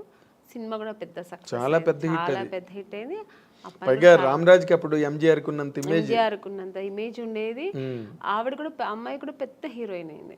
బట్ ఆ నెక్స్ట్ సినిమా మళ్ళీ నాకు దొరికింది ఆయనతోనే, అదే రామరాజు గారితోనే, సేమ్ గంగేమరన్ గారి డైరెక్షన్ లో ఆయన సెకండ్ సినిమానే నాకు దొరికింది. ఎట్లా అదేలా జరిగింది ఏమో తెలియదండి. మళ్ళీ ఎందుకంటే వీళ్ళు ఓన్లీ ఫొటోస్ చూపించారు.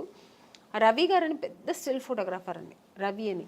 ఆయన అసలు ఆ ఫొటోస్ చూసాను, మామూలుగా తీసినప్పుడు ఏం పెద్ద లైట్స్ 2 lights పెట్టి తీస్తాడు ఆయన, చాలా బ్యూటీగా ఉంటుంది, చాలా బాగుంటుంది అసలు, ఏదో ఒక సంథింగ్ స్పెషల్. ఆయన మనకు తెలుగులో సెబాస్టియన్ బ్రదర్స్ ఉండేవాళ్ళు, సేమ్ అలాగా అక్కడ ఆయన తమిళ్లో ఆయన చేసిన స్టిల్స్ అక్కడ ఫస్ట్ ఓకే అయింది.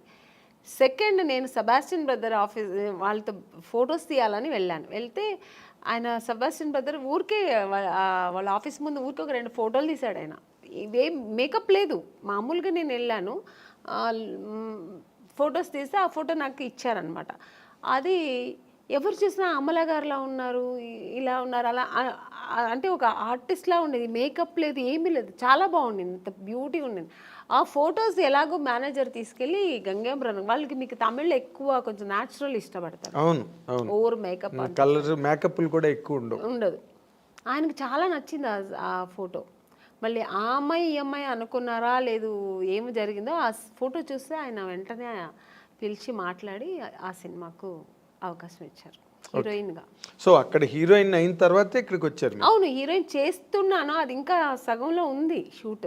ఆ సగం అవుతున్నప్పుడు మళ్ళీ ఇంకో సినిమా, అంటే మామూలుగా గంగేమ్రాన్ గారి సినిమా పెద్ద బ్యానర్లో రామరాజు గారు పక్కన చేస్తున్నానప్పుడు ఒక 2-3 సినిమాలు నేను అప్పటికే బుక్ అయిపోయాను అక్కడ. సో చేస్తూ ఉన్నప్పుడు నాకు తెలుగులో ఆఫర్ వచ్చింది, ఎవరు మన ఈవి గారు. కానీ నాకు తమిళ్లో ఇంత కష్టపడి ఇంకా తెలుగు ఎంత పెద్ద ఇండస్ట్రీ అప్పట్లో. అవును, ఎప్పుడైనా పెద్ద ఇండస్ట్రీ, ఇప్పుడు ఇప్పుడు అంటే నేనేమంటాను, అప్పుడు ఓన్లీ తెలుగు మాత్రమే పెద్ద ఇండస్ట్రీ. ఇప్పుడు కన్నడ, హిందీ, తమిళ్ ఇప్పుడు అన్నీ కొంచెం ఆ ఈక్వల్ వచ్చేసింది. ఇప్పుడు ఒకప్పుడు కన్నడ ఇండస్ట్రీ అంటే ఏమీ లేదు, ఇప్పుడు ఈక్వల్ టు మనకు తెలుగులా వాళ్ళు ఎక్కువ ఖర్చు పెట్టేస్తారు, రవిచంద్రతో ప్రారంభమైంది. అవును, అప్పుడు అలా కాదు, ఓన్లీ తెలుగు ఇండస్ట్రీ అంటేనే ఒక హిందీ తర్వాత నెక్స్ట్ మనకి తెలుగు. అలాంటి ఇండస్ట్రీలో మనకు దొరుకుతుందా, అమ్మో బాబా అది ఇంపాసిబుల్. మేము తమిళలోనే ఇంత ట్రై చేశాను, ఇంకా తెలుగులో చాలా కష్టం అనుకొని నాకు అసలు నమ్మకం లేదండి, కానీ దొరికింది. అది ఎలా జరిగిందండి? అప్పుడు ఆ టైంలో నాకు కరెక్ట్గా మా నాన్నగారు పోయారండి, ఆయన హెల్త్ ఇష్యూస్ వల్ల ఆయన పోయారు. నేను అప్పుడు షూటింగ్, తమిళ్ షూటింగ్లో వేరే ఎక్కడో ఉన్నాను, అవుట్డోర్లో ఉన్నా, నేను మా అమ్మగారు. మా బ్రదరు మా సిస్టర్ ఇంట్లో ఉన్నారు, వాళ్ళు ఇంకా చిన్నపిల్లలు పాపం. మా బ్రదర్ తెలిసి వాడు వెళ్ళిపోయాడు, మా సిస్టర్ని తీసుకెళ్ళాక వాడు చిన్నపిల్ల పక్కింట్లో వదిలేసి వాడు వెళ్ళాడు.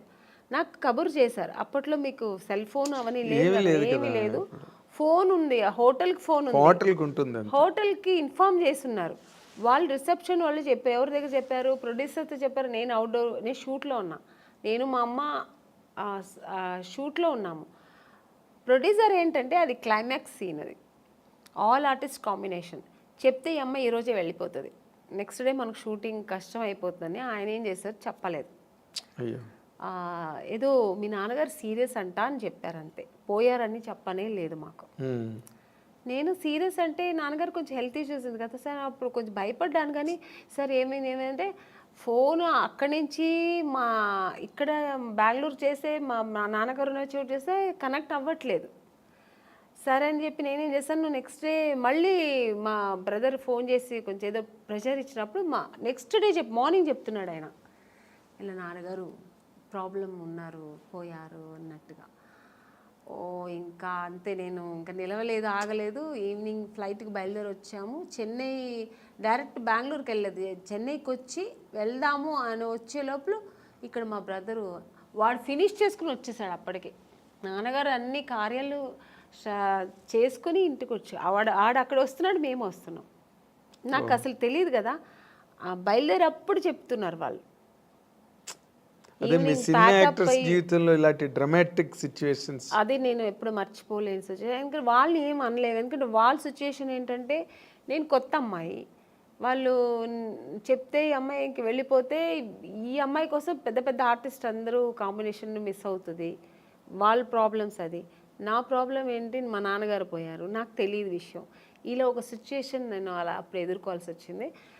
వచ్చిన తర్వాత ఏడుపులే, ఇంకా నేను వెళ్ళలే మళ్ళీ బెంగళూరు. ఇంకా నాన్నగారు పోయింది, నాన్నగారిని చూడలేదు, ఇంకేముందని ఏడుస్తూ కూర్చుంటే నెక్స్ట్ డేనే వచ్చారు నాకు.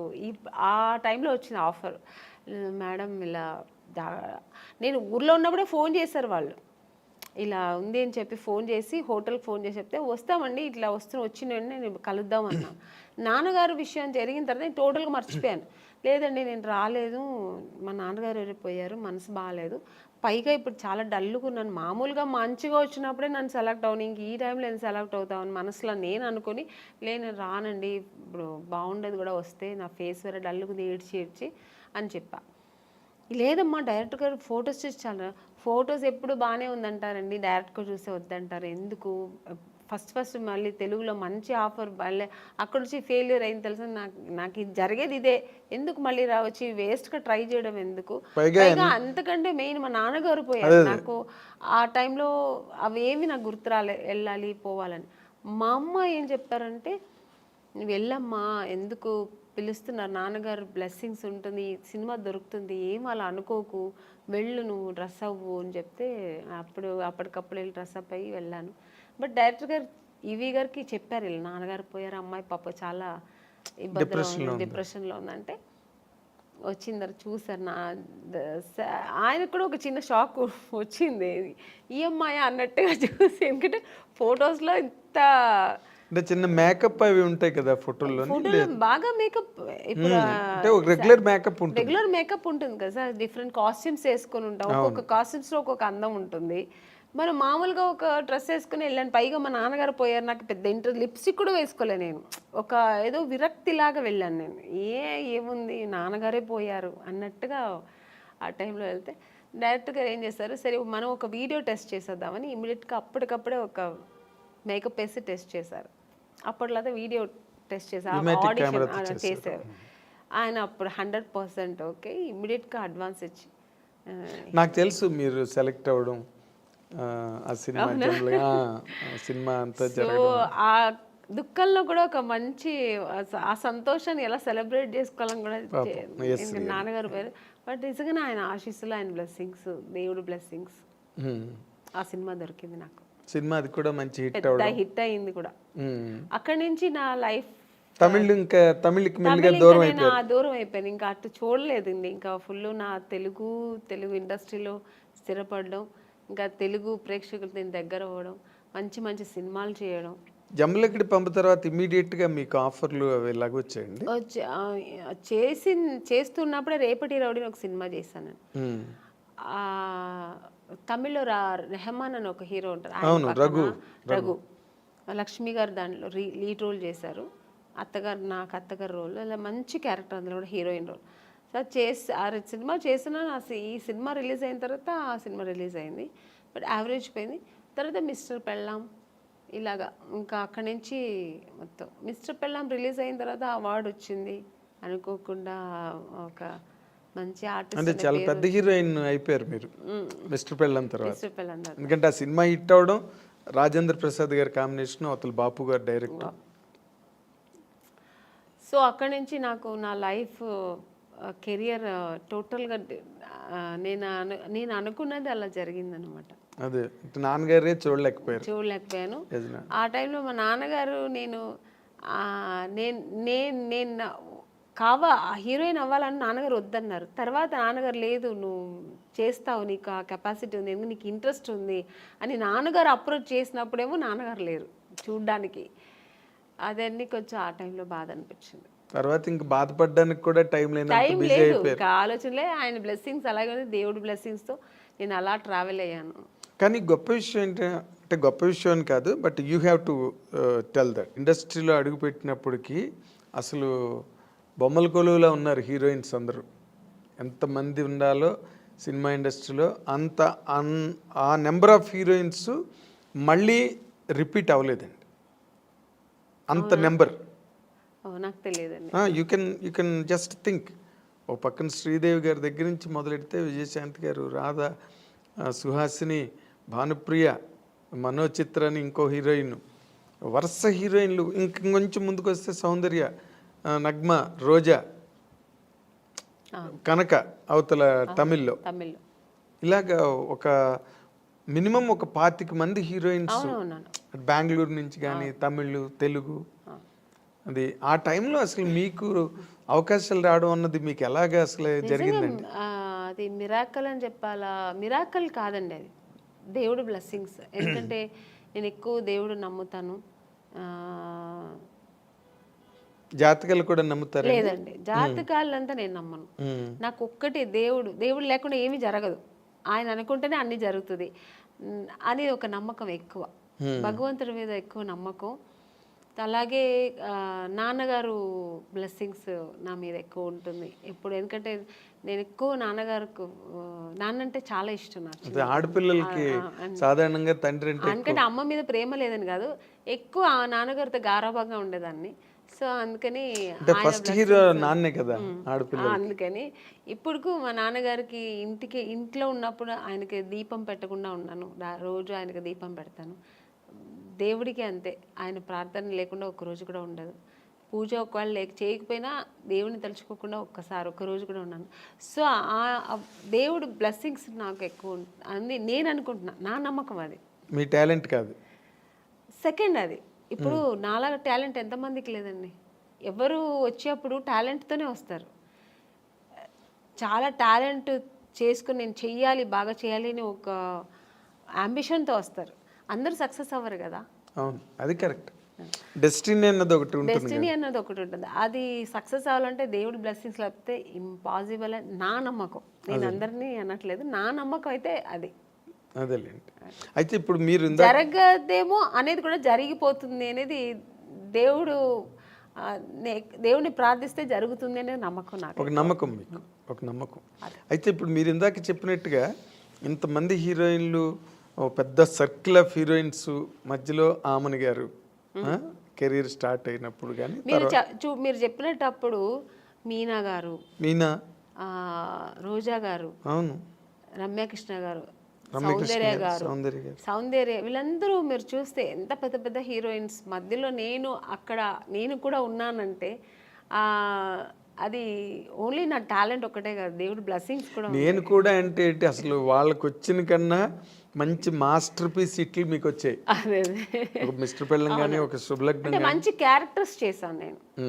స్టార్డమ్ అనేది పక్కన పెడితే పెద్ద పెద్ద స్టార్స్ నేను చేయకపోయి ఉండొచ్చు, బట్ మంచి మంచి డైరెక్టర్స్, పెద్ద పెద్ద స్టార్ డైరెక్టర్స్తో చేశాను. అవును, అంటే బాపు గారు పేరు చెప్తేనే తెలియని ఎవరు ఉంటారు. బాపు గారి సినిమానా, పైగా ఆయన సినిమాల్లో హీరోయిన్స్ బాగా ఫ్రేముల్ లాగా గీసి మరి అందంగా చూపిస్తారు. అందరు లేని వాళ్ళు కూడా అందంగా చూపిస్తారు అది ఆయన అన్నమాట. అలాగే కె విశ్వనాథ్ గారు, కె రాఘవేంద్రరావు గారు, దాసనారాయణరావు గారు, కృష్ణారెడ్డి గారు, ఇలాంటి వాళ్ళు డైరెక్టర్స్ అంతా చేసే అవకాశం, మంచి మంచి క్యారెక్టర్స్ చేసే అవకాశం, అది నా గాడ్ గ్రేస్. అదే ఇందాక ఇప్పుడు మీరు ఇంతమంది హీరోయిన్ లిస్ట్లో మీకు బాగా క్లోజ్ ఫ్రెండ్స్ అని చెప్పుకునే వాళ్ళు ఎవరండి? నాకు ఎందుకంటే మీకు ఆ ఫ్రెండ్షిప్ అన్న యాంగిల్ చాలా తక్కువ. అవునండి, నేను ఎక్కువ ఫ్రెండ్స్ ఎక్కువ మెయింటైన్ కాదు, నేను ఎవరితో ఎక్కువ మాట్లాడను కాబట్టి మూవ్ అవ్వను. సో అందుకని నేను ఎక్కువ అలా మూవ్ అయ్యి మాట్లాడే ఒక హీరోయిన్ సౌందర్య గారు. ఎందుకంటే అది ఎలా కనెక్ట్ అయ్యానంటే, అమ్మాయి బెంగళూరు, నేను బెంగళూరు. సో ఇద్దరు బెంగళూరు బాలికలు. తర్వాత ఆ టైంలో మేము దగ్గర 3-4-5 పిక్చర్స్ కలిసి చేసాం మేము. సో చేసినప్పుడు అన్నా చెల్లెలు, అమ్మ దొంగ ఇలా చేసామన్నమాట. అది చేసినప్పుడు మేమిద్దరు ఆల్మోస్ట్ మా కాంబినేషన్ ఉండేది. ఇద్దరు పక్కన కూర్చొని, ఆ అమ్మాయి కూడా ఒక కిడ్ లాగే, ఇంకా వేరే ఏమి ఉండదు ఆలోచన. మా కన్నడ సినిమా సాంగ్స్ పాడుకుని, ఆ కన్నడ మాట్లాడడం అనేది అమ్మాయికి నా మీద ఎక్కువ ప్రేమ వచ్చేసింది, నాకు ఆ అమ్మాయి మీద ప్రేమ వచ్చింది. కన్నడ సాంగ్స్ మాట్లాడడం ఇలా కనెక్ట్ అయ్యాం అనమాట. అయ్యి అలాగా తన పర్సనల్స్ నాకు చెప్పుకోవడం, నా పర్సనల్స్ అమ్మాయి చెప్పుకోవడం. ఆఫ్టర్ నేను మ్యారేజ్ చేసుకున్న తర్వాత వాళ్ళ అమ్మగారు ఫోన్ చేసి, ఎలా ఉన్నావు అమ్మని, ఇంత బిజీగా ఉన్నావు, ఎలా ఇంట్లో కూర్చున్నావు అనేవారు. ఆ అమ్మాయి కూడా నన్ను షూటింగ్ స్పాట్కి రమ్మని పిలిచేది. తను ఓన్ సినిమా తీశారు వాళ్ళ బ్యానర్లో. అప్పుడు ఇక్కడ బ్రదర్ అమరు, అవును, రామని నాకు బోర్ కొడుతుంది, ఒంటరిగా ఉన్నాను అని ఎక్కడో మైసూర్ దగ్గర సోమనాథ్పూర్ అని షూటింగ్లో నేను వెళ్ళలేకపోయాను, వస్తానని చెప్పాను. సో అలా చాలా దగ్గర ఉండింది. ఆఫ్టర్ మ్యారేజ్ తర్వాత కూడా నేను ఫ్రెండ్షిప్ కంటిన్యూ అయిందంటే ఒక సౌందర్య. తన నాన్నగారు పోయినప్పుడు కూడా నాకు ఫోన్ చేసి ఓన్లీ ఏడ్ చేసి, నువ్వు ఇప్పుడు రా, నేను కలవాలి, నీతో మాట్లాడాలి నేను అంటే. టైం అప్పుడు 10 o'clock అయిపోయింది, నేను షూట్ చేసుకుని వచ్చాను హైదరాబాద్లోనే. తను ప్రశాంత్ కుటీర్లో ఉంది, నేను హోటల్లో ఉన్నాను. నేను కూడా ఏదో హోటల్లో ఉన్నాను. చెప్పేదాన్ని వెంటనే కారు వేసుకుని వచ్చాను అనమాట ప్రశాంత్ కుటీర్. వస్తే కూర్చొని ఎందుకంటే అమ్మాయి సెంటిమెంట్గా ప్రశాంత్ కుటీర్ చాలా ఎంత పెద్ద హీరోయిన్ ఆ ప్రశాంత్ కుటీర్లో ఉండేది. ఇప్పుడు మేమందరూ కూడా ఒక స్టేజ్ వచ్చిన తర్వాత హోటల్స్ మారాము. అమ్మాయికి అసలు మారలేదు, ఆ రూమ్ మారలేదు, ఆ ప్రశాంత్ కుటీర్ని వదలలేదు. అంతా వెజిటేరియన్ ఫుడ్. అవును, ప్రశాంత్ కుటీర్ బాగుంటుంది. అది ఒక ఈ హోమ్లీగా ఇల్లు అట్మాస్ఫియర్ ఉంటుంది. సో అక్కడ వెళ్తే అసలు నన్ను హగ్ చేసుకుని బోర్ని ఏడ్చేసింది చిన్నపిల్లలాగా. ఏడ్చి 4 పిల్లర్స్లో ఒక పిల్లర్ వెళ్ళిపోయారు నాన్నగారు, నేను అమ్మ ముగ్గురే ఉన్నాము అమ్మని అని ఏడ్చి. అన్నాను ఏదున్నా ధైర్యంగా ఫేస్ చేయాలి, నువ్వు నేను తనకు ధైర్యం చెప్పింది. అమ్మాయిలాగే కానీ ఆ టైంలో అలా ఒకరికొకరు చెప్పుకొని అంత క్లోజ్ ఉండేది అన్నమాట అమ్మాయి. కానీ మరి అమ్మాయి పోయింది అలాగా, అప్పుడు అసలు నేను షూట్లో ఉన్నానండి అప్పుడు కూడా. ఆ టైంలో షూట్లో ఉన్నాను నేను. చెప్తే నేను నమ్మలేదు. సౌందర్యాన్ని వేరే ఎవరైనా చెప్తున్నారు, సౌందర్య ఎలా పోతుందండి, ఎందుకు పోతుంది అన్నాను. అసలు నమ్మలేదు నేను. అసలు ఇలా కెమెరా పెట్టి ఇలా సౌందర్య గారు పోయారంటే ఇంక నాకు పక్కన మనుషులు ఉన్నారని ఏడ్చేసానండి. ఎవరి దగ్గర ఉందో ఆ క్లిప్పింగ్స్ తెలియదు కానీ చూసారంటే చాలా ఘోరంగా ఉంటుంది. చిన్న పిల్లలాగా ఏడ్చేసాను నేను. నాకు మాటలు రావట్లేదు, నాకు ఒక షాక్ లాగా అయిందనమాట. ఆ అమ్మాయి పోవడం ఏంటి అసలు. ఆ తర్వాత అసలు నేను దేవుడి దగ్గర నిజంగా ఇది ట్రూ అండి, నేనైతే దేవుడి దగ్గర ఒక్కటే వేడుకున్నా, నన్ను తీసుకెళ్ళొచ్చు కదా అమ్మాయిని ఉంచేసి అనిపించింది ఆ టైంలో. అలా ఏడ్చేసాను నేను. సో చాలా మంచి అమ్మాయి కూడా, అమ్మాయి చాలా మంచి అమ్మాయి, పర్సనల్గా అన్ని విషయాల్లో చాలా మంచి అమ్మాయి. ఆ టైంలో అలా ఫీల్ అయ్యాను అనమాట. ఇప్పుడు అమ్మాయిని తలుచుకున్న రోజు ఉండదు నాకు. ఎప్పుడైనా సినిమాలు వస్తే తన సినిమాలు చూస్తుంటే ఏడుపు వచ్చేస్తుంటుంది. నేననే కాదండి, అందరికీ సౌందర్య అంటే చాలా ఇష్టం. ఎందుకంటే అమ్మాయి ఎప్పుడు ఎవరిని ఒక్క మాట కామెంట్ చేయడం కానీ లేకపోతే ఇంకోళ్ళని క్రిటిసైజ్ చేయడం కానీ ఉండదండి. ఆల్మోస్ట్ మీలాగే మీ ఇద్దరు కనుక త్రాసులు వేస్తే అలాగే మంచి మంచి క్యారెక్టర్స్ చేసింది, మంచి ఆర్టిస్ట్, ఒక అమూర్ లాంటి సినిమా చేసింది, మంచి సినిమాలు వేసింది అలా.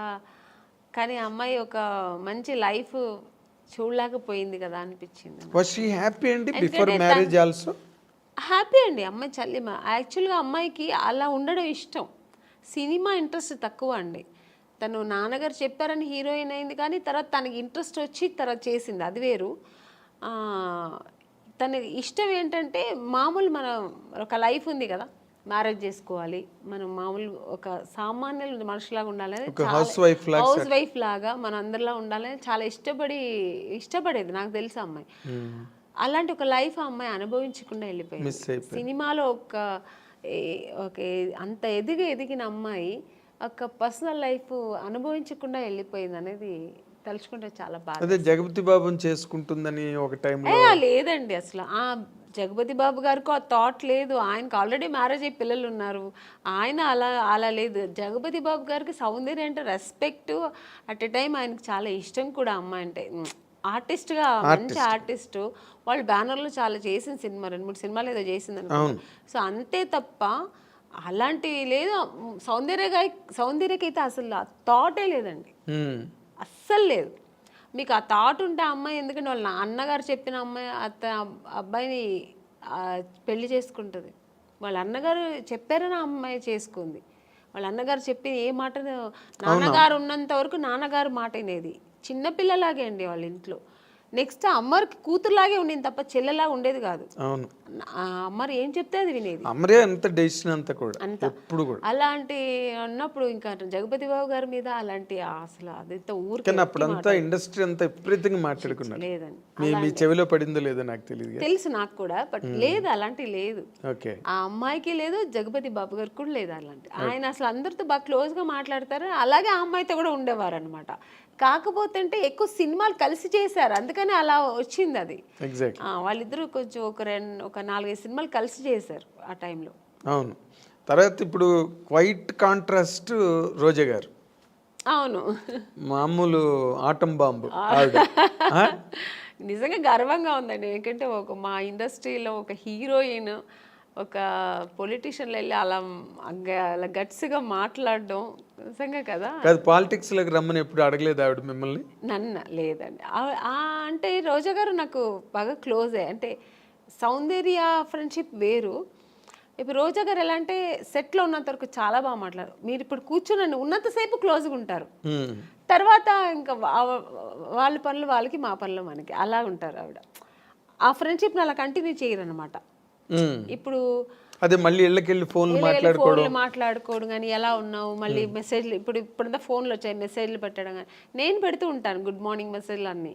తను దానికి రిప్లై చేస్తుంటుంది తప్ప పెద్దగా తను ఇంకా అంటే ఉన్న బిజీ అలాగా ఆవిడ. అంతే కదా, చాలా బిజీ కదండి ఆవిడ పనులు చేసుకోవడం కూడా టైం ఉండదు. ఇంకా మాకు మెసేజ్ లేకుండా పెడుతూ కూర్చుంటారు చెప్పండి. సో అంతే కానీ ఆ ఫ్రెండ్షిప్ లేదని కాదు, టైం లేదు ఆవిడకి. ఫస్ట్ ఆఫ్ ఆల్ ఎప్పుడు బిజీ ఉంటుందండి. ఇప్పుడే కాదు, హీరోయిన్గా ఉన్నప్పుడు చూసారంటే తమిళ్లో బిజీ, తెలుగులో బిజీ, కన్నడలో సినిమాలు చేసేది రోజా గారు. ఫుల్ బిజీగానే ఉండేవారు ఆవిడ. దాని తర్వాత ఇంకా పాలిటిక్స్కి వచ్చి ఈవెంట్స్ చేసేవారు, ఎప్పుడు బిజీగా ఉంటారండి. అవును. అంటే మీ ఇద్దరు మామూలుగా పాలిటిక్స్ గురించి మాట్లాడుకోవడం అలాంటివి ఏమి ఉండవు? లేదు, నాకు అసలు పాలిటిక్స్ అంత నాలెడ్జ్ లేదు, నాకేం తెలీదు. ఊరికే చూస్తుంటాను అంతే. ఎవరు రోజా గారు అలా మాట్లాడుతున్నప్పుడు మీరు విని ఏంటి అలా మాట్లాడుతున్నావు ఏంటి అసలు అండం గట్ట అంటే అలా మాట్లాడాలేమో మరి, అది నాకు తెలీదు మరి. అంటే పాలిటిక్స్కి వెళ్తే అలా ఉండాలేమో, ఫైర్ బ్రాండ్ అలా లేకపోతే ఇంకా అదే.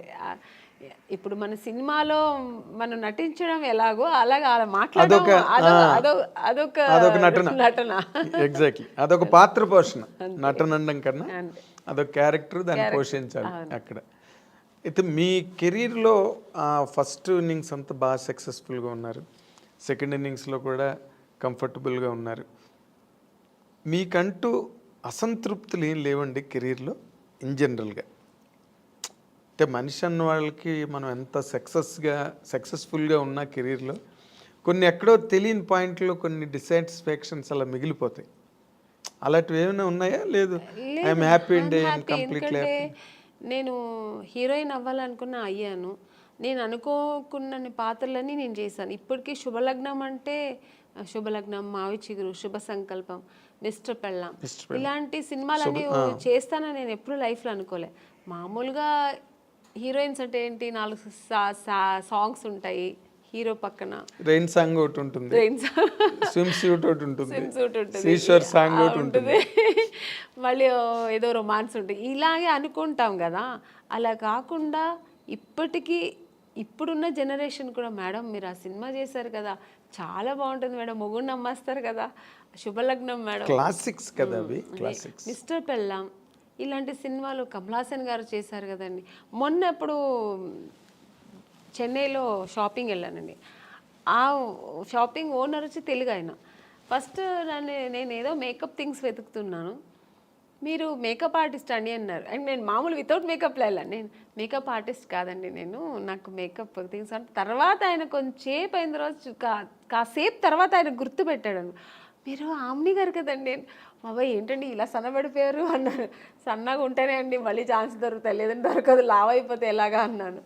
అప్పుడు అన్నారు, మేడం మీరు అసలు మిస్టర్ పెళ్ళాం ఏం యాక్టింగ్ అండి అంటే, కొంతమందికి మిస్టర్ పెళ్ళాం నచ్చుతుంది, కొంతమందికి శుభలగ్నం నచ్చుతుంది. అలా డిఫరెంట్ రోల్స్ నేను చేసే అవకాశాలు నాకు. సో ఎక్కడ అసంతృప్తి అన్నది ఎక్కడ లేదు. అంటే అసంతృప్తి అంటే అది చేద్దాం అనుకుని నేను చేయలేపాను, లేకపోతే ఒకరితో చేద్దాం అనుకుని ఆ కాంబినేషన్ ఇప్పటికీ ఉందండి అది అసంతృప్తి. ఇప్పుడు మన శ్రీదేవి గారు చేశారు దాన్ని, మీండం కోకిల, అది వసంత కోకిల, ఆ క్యారెక్టర్ నాకు చేయాలని ఉంది, మిగిలిపోయింది కదా. ఇప్పుడు మళ్ళీ చేయలేము ఆ క్యారెక్టర్ చేయాలంటే. అవును, ఆ స్టేజ్ ఆ ఏజ్ దాటిపోయింది. అవును, అది అలాంటి సినిమా. అలాగే ఇప్పుడు రీసెంట్గా మనం బాహుబలిలో మన రమ్యకృష్ణ గారు అసలు ఎక్సలెంట్ క్యారెక్టర్ కదా అది. సో అలాంటి క్యారెక్టర్లతో దొరికితే నేను చేయాలి అనిపిస్తుంటుంది. ఆర్టిస్ట్కి ఎప్పుడు అసంతృప్తి, తృప్తి అనేది ఉండదు. ఈ క్యారెక్టర్ నేను చేయాలి, ఆ క్యారెక్టర్ నేను చేయాలి, అన్నీ నేనే చేయాలి, కామన్ గా ఉండే తప్ప బట్ నేను అనుకోని క్యారెక్టర్స్ కూడా నేను చేశాను కదా. అవునా? అది ఇప్పుడు శుభలగ్నం అని ఇవన్నీ నేను అనుకోలేదు, ఊహించని- ఊహించిన క్యారెక్టర్స్ అవన్నీ. సో ఒక పక్కన ఆ సంతోషం కూడా ఉంది. కానీ మీరు అంతమందితో చేశారు కానీ ఒక్కళ్ళతో మిస్ అయ్యారు. తెలుసండి మీరు ఎవరిని అడుగుతున్నారని. ఎవరు చెప్పండి? మా మెగాస్టార్ చిరంజీవి గారు. అదొక్క అసంతృప్తి ఉందండి, ఆర్టిస్ట్గా అదొక్కటి ఉంది. ఎందుకంటే ఆ టైంలో ఆయనతో చేయడానికి అవకాశం రాని హీరోయిన్ మీరు ఒక్కరే. అవకాశం సౌందర్య చేసింది వచ్చిందండి. వచ్చిందా? వచ్చిందండి, నాకు అవకాశం రాలేదు. నేను ఎప్పుడు ఆయన్ని జపిస్తూ ఉండేదాన్ని కదా, ఎలా దేవుడిని జపించేదాన్నో అలాగా. నేను చిన్నప్పుడు స్కూల్కి వెళ్ళే టైంలో ఆయన మన రాధా గారి సినిమాలు, విజయశాంతి గారు పక్కన చేసే సినిమాలని ఎక్కువ చూసేదాన్ని. నాకు అక్కడే నేను చిరంజీవి గారు ఫ్యాన్ అయ్యాను. అసలు ఆ చిరంజీవి గారు అంటే ఇంకా పిచ్చి. సినిమా ఎంత పిచ్చో అంతే పిచ్చి నాకు చిరంజీవి గారు అంటే. ఇంకా నేను నా రొమాన్స్, నేను సాంగ్ ఏదైనా నేను డ్రీమ్లో ఇలా ఊహిస్తున్నంటే అది చిరంజీవి గారు పక్కనే. అంటే హీరోయిన్ తీసి మీరు వెళ్ళిపోతారు. నేను వెళ్ళిపోయేదాన్ని అనమాట. ఇలా నేను అక్కడ చేస్తే ఎలా ఉంటుందని అలా వెళ్ళిపోయేదాన్ని. సో అలా ఒక డ్రీమ్ నాకు ఉండేదన్నమాట. అది నాకు నిజమైంది కూడా. నాకు నిజంగా దొరుకుతుంది అనుకోలేదు. బట్ నాకు ఆఫ్టర్ శుభలగ్నం రిక్షావాడు సినిమా, ఆ సినిమాకి నేను ఫస్ట్ అడిగారు అనమాట, డేట్స్ కూడా తీసుకున్నారు. మళ్ళీ ఒక షూట్కి వెళ్ళా ఇంకా 15 days ఉన్నప్పుడు నేను చిరంజీవి గారితో మాట్లాడాను కూడా. నేను ఆ టైంలో షూట్కి వెళ్తున్నా అన్నీ తెలుసు, సౌందర్యకి తెలుసు. సౌందర్య కూడా చాలా హ్యాపీ, ఎందుకంటే సౌందర్య కూడా ఉంది ఆ సినిమాలో. అవును, నేను సౌందర్య ఇద్దరు చాలా హ్యాపీ. మేము మన ఇద్దరు మళ్ళీ కలిసి చేస్తున్నామే అని. నేను బెంగళూరు షూట్కి వెళ్తే తను ఫోన్ చేసింది నాకు. ఆఫ్టర్ 15 days తర్వాత 1 week తర్వాత ఏమైందో తెలియదండి. నగ్మా గారు అని ఇది ఫోటో దీంట్లో చూసా, ఏదో ఒక పత్రికలో చూసాను. తర్వాత మా మేనేజర్ చెప్పారు, లేదమ్మా ఇలాగా మనం లేదు ఏమంటే డైరెక్టర్ చేంజ్ అయ్యారు అక్కడ. కోదండరామరెడ్డి గారు చేయాల్సిన సినిమా కోదండరామకృష్ణ గారు ఎవరు చేశారు. ఎగ్జాక్ట్లీ. కోదండరామరెడ్డి గారు భార్గవ ఆర్ట్స్కి వెళ్ళారు, మాతో పెట్టుకోక సినిమా. అప్పుడు షఫల్ అయ్యారు డైరెక్ట్. షఫల్ అయ్యేప్పటికి అక్కడ ఏం జరిగిందో తెలీదు, నిజం నాకు తెలియదు, దేవుడికే తెలుసు. నేను మారాను అనమాట. సో చాలా అసంతృప్తి. ఇంకా అదే ఫస్ట్ టైం నేను అప్పుడు అంటే చాలాసార్లు నేను హీరోయిన్ అవ్వలేదని ఏడ్చాను. చిరంజీవి గారి సినిమా దొరకలేదని సెకండ్ టైం ఏడ్చాను నేను. అంటే ఈయన పక్కన చేయలేదు అనే ఒక ఏడుపు అప్పుడు వచ్చింది అనమాట. అదే జీవితాంతం, అది జీవితాంతం అలా ఉండిపోయిందండి, ఉండిపోతుంది కూడా. ఎందుకంటే ఇంకా దానికి ఇంకా ఆప్షన్ లేదు. మళ్ళీ ఏమైనా రాబోయే రోజుల్లో ఏదైనా సిస్టర్ క్యారెక్టర్ కూడా వచ్చిందండి, నేను చేయలేదు. స్టేట్ ఎవరు మన ఖుష్బు గారు చేశారు. ఏ సినిమా అనేది? స్టాలిన్ నాకు అడిగారు అనమాట. అడిగారు, నేను సిస్టర్ రోల్ నేను చేయను, నేను ఊహించుకోలేను అసలు ఆయన పక్కన అసలు అని. నేను చేయనని చెప్పాను. మురుగదాస్ డైరెక్టర్ అడిగారండి, నేను చేయనన్నా. ఎందుకంటే నాకు చిన్నప్పుడు నా డ్రీమ్ హీరో ఆయన, నేను అసలు చేయలేను అని చెప్పాను. అసలు నా వల్ల కాదు, ఆ ఇమేజ్ కూడా చేయలేను నేను. నా డ్రీమ్ హీరో అలాగే ఉండిపోని, నేను చేయనని చెప్పేసా. అప్పుడు చాలా గ్రేట్ డెసిషన్ అది. నిజంగా నేను చేయలేదు. Great decision. అవును, గ్రేట్ డెసిషన్. కన్విక్షన్. అస్సలు నేను కుదరలేదు, నీకు కుదరదు అన్నాను. చాలా ఒక 10 times ఫోన్ చేశారు, నేను చేయనని చెప్పాను. చాలా గట్స్ కావాలి చిరంజీవి గారి పక్కన చేయనని చెప్పడానికి. అంటే చిరంజీవి గారి పక్కన అదే మీ ఫీలింగ్ కరెక్ట్. ఎందుకంటే నేను హీరో, నా హీరోని నేను అన్నయ్య అని పిలవలేను. అసలు ఛాన్సే లేదు. నాకు ఇప్పటికీ గుర్తు, మీరు అన్నపూర్ణ స్టూడియోలో చిరంజీవి గారు ఒక సెట్లో షూటింగ్ చేస్తున్నప్పుడు మీరు పక్క సెట్లో షూటింగ్ చేస్తూ కలవడానికి వస్తామని వచ్చారు ఒకసారి మీరు. అవును. ఇప్పుడు రీసెంట్గా మన కే విశ్వనాథ్ గారు ఫంక్షన్ జరిగింది, ఆయన పోయిన తర్వాత శ్రద్ధాంజలి చేసి. అప్పుడు ఆ ఫంక్షన్ నేను వెళ్ళాను, ఎందుకంటే నేను ఆయన సినిమా చేశాను కదా, శుభ సంకల్పం. అప్పుడు చిరంజీవి గారు మెయిన్ అక్కడ వచ్చారు. చిరంజీవి గారే అది జరిగింది, ఆర్గనైజేషన్ ఆయన తరఫునే జరిగింది. సో చిరంజీవి గారు వస్తే నాకు అసలు ఆ ఫంక్షన్కి వెళ్ళిన సంతోష్ పక్కన చిరంజీవి గారు చూసాను, మళ్ళీ చూస్తున్నానని. నేను ఆయన చూసినప్పుడంతా నేను మళ్ళీ ఆ చిన్నప్పుడు ఆ ఫ్యాన్ ఎలా ఫీల్ అవుతానో ఫీల్ అయిపోతుంటాను. నేను ఆర్టిస్ట్గా మర్చిపోతుంటాను నేను. సో అక్కడ వెళ్ళి స్టేజ్కి వెళ్ళిన తర్వాత అందరూ ఫొటోస్ తీసుకొని అందరూ గ్రూప్ తీసుకున్నారు. నేను మళ్ళీ వెళ్ళి సార్ ఒక్క ఫోటో తీసుకుంటాను సార్ అన్నాను. రామ్మ అని నేనైతే ఎంత అప్పుడు ఫీల్ అయ్యానంటే, నేను ఒక ఫ్యాన్, నాకు నచ్చిన హీరోతో తీసుకున్నానని నేను ఇష్టపడి నాకు నచ్చి తీసుకున్న ఏకైక హీరో చిరంజీవి గారు. అంటే ఆయన ఈ సచ్ ఎ ఫినామినల్ హీరో. మీరు అలాగే ఫ్యాన్స్ లాగా ఉండిపోయారు అప్పటి నుంచి ఇప్పటి వరకు.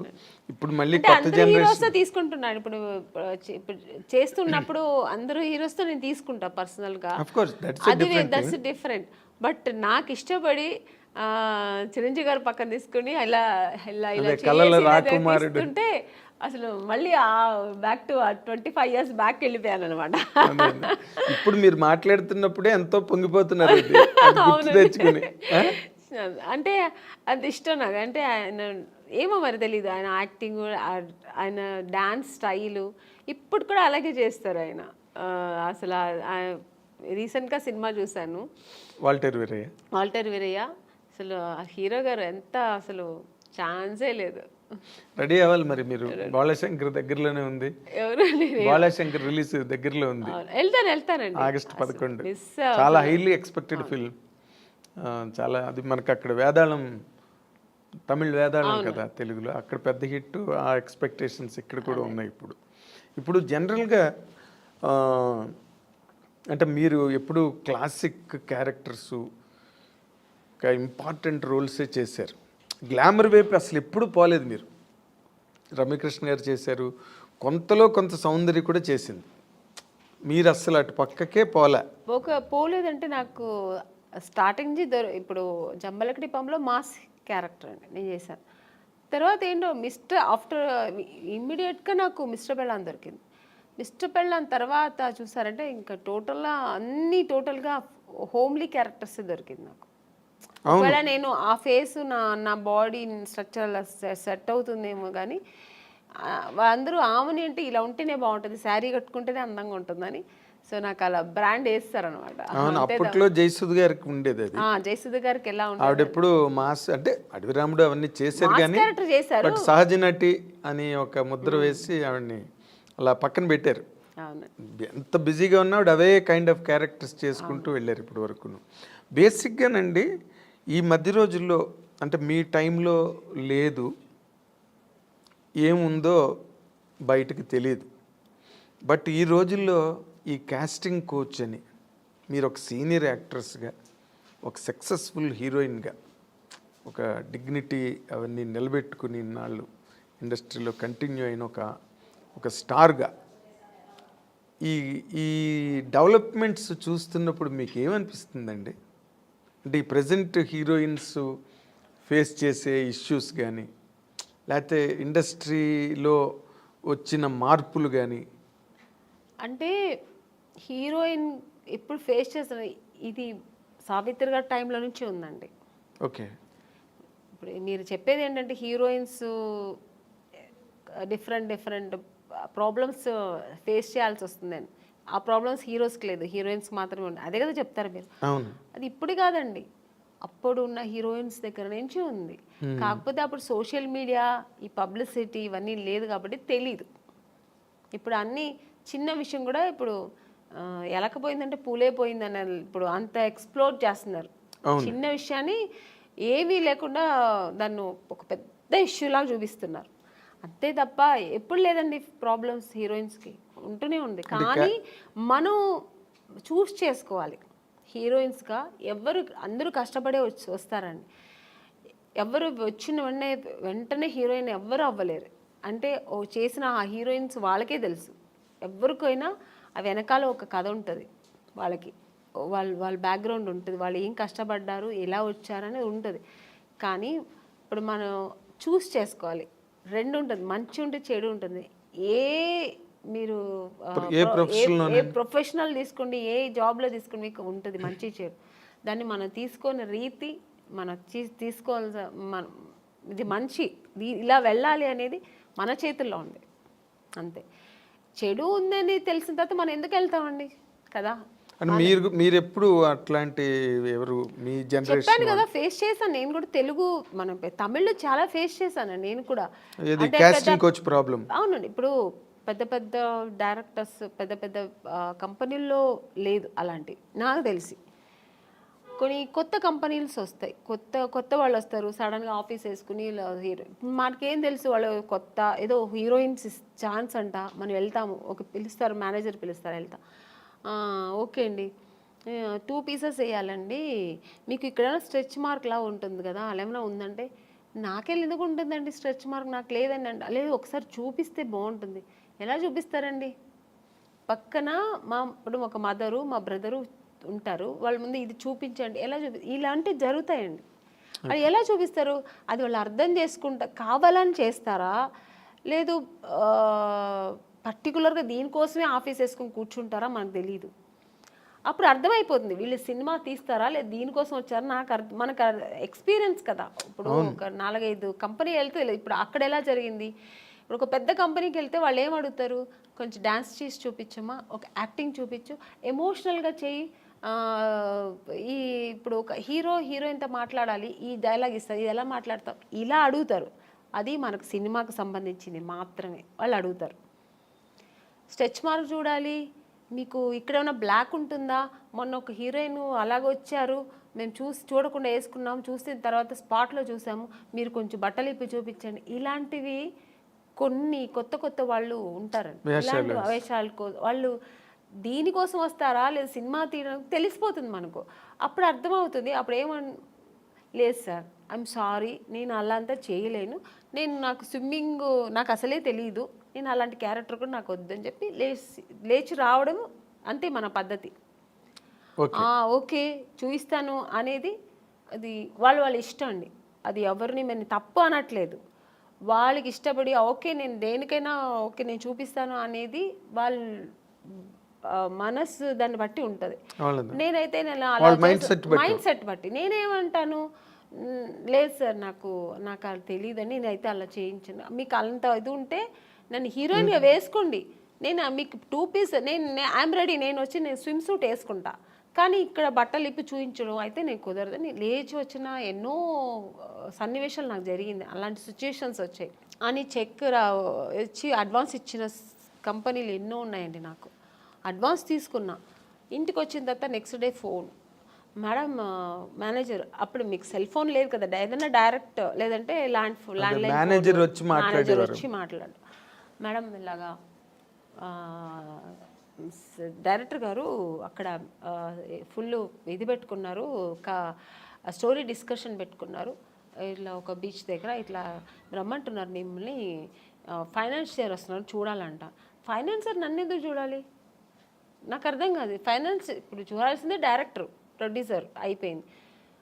ఇంకా ఎక్కువ అనుకుంటే హీరో చూడాలా, ఓకే హీరో గారు చూడాలి ఎలా ఉంటుంది, నా పక్కనే ఎలా చేస్తే హీరోయిన్ ఒక అమ్మాయి ఎలా ఉంటుందో చూడటం, ఇది పద్ధతి.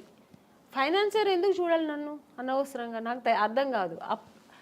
కొన్ని రోజుల తర్వాత అర్థమయ్యేది, ఇంకోటి నాకు ఎక్కడ అర్థమయ్యేదంటే, మమ్మీ వద్దండి మీరు మాత్రం వస్తే చాలంటేనే అర్థమైపోయేది. కారు తీసుకొచ్చారు, ఐఎమ్ సారీ అని నేను రాను. ముందు మన అమ్మగారు అసలే పంపరు, ఒంటరిగా అంటే మా అమ్మ పంపించేది కదండి.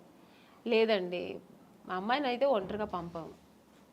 మా అమ్మ ఒక్కటే అన్నదండి, సినిమా హీరోయిన్ అవ్వాలా అనుకున్నావు, నాన్నగారి దగ్గర పర్మిషన్ తీసుకుని వచ్చాము, లేదు అప్పుడు ట్రై చేస్తున్నాం, అప్పుడు ట్రై చేసే టైంలో ఓకే దొరికితే చేద్దాం, లేదంటే ఉంది మనకు బెంగళూరులో మాకు ఇల్లు ఉంది, హ్యాపీగా అక్కడ వెళ్ళి జాబ్ చేస్తా, లేదు చదువు పెళ్లి చేస్తానే చేస్తా, ఇన్ని ఆప్షన్ ఉన్నప్పుడు మనకు అనవసరం.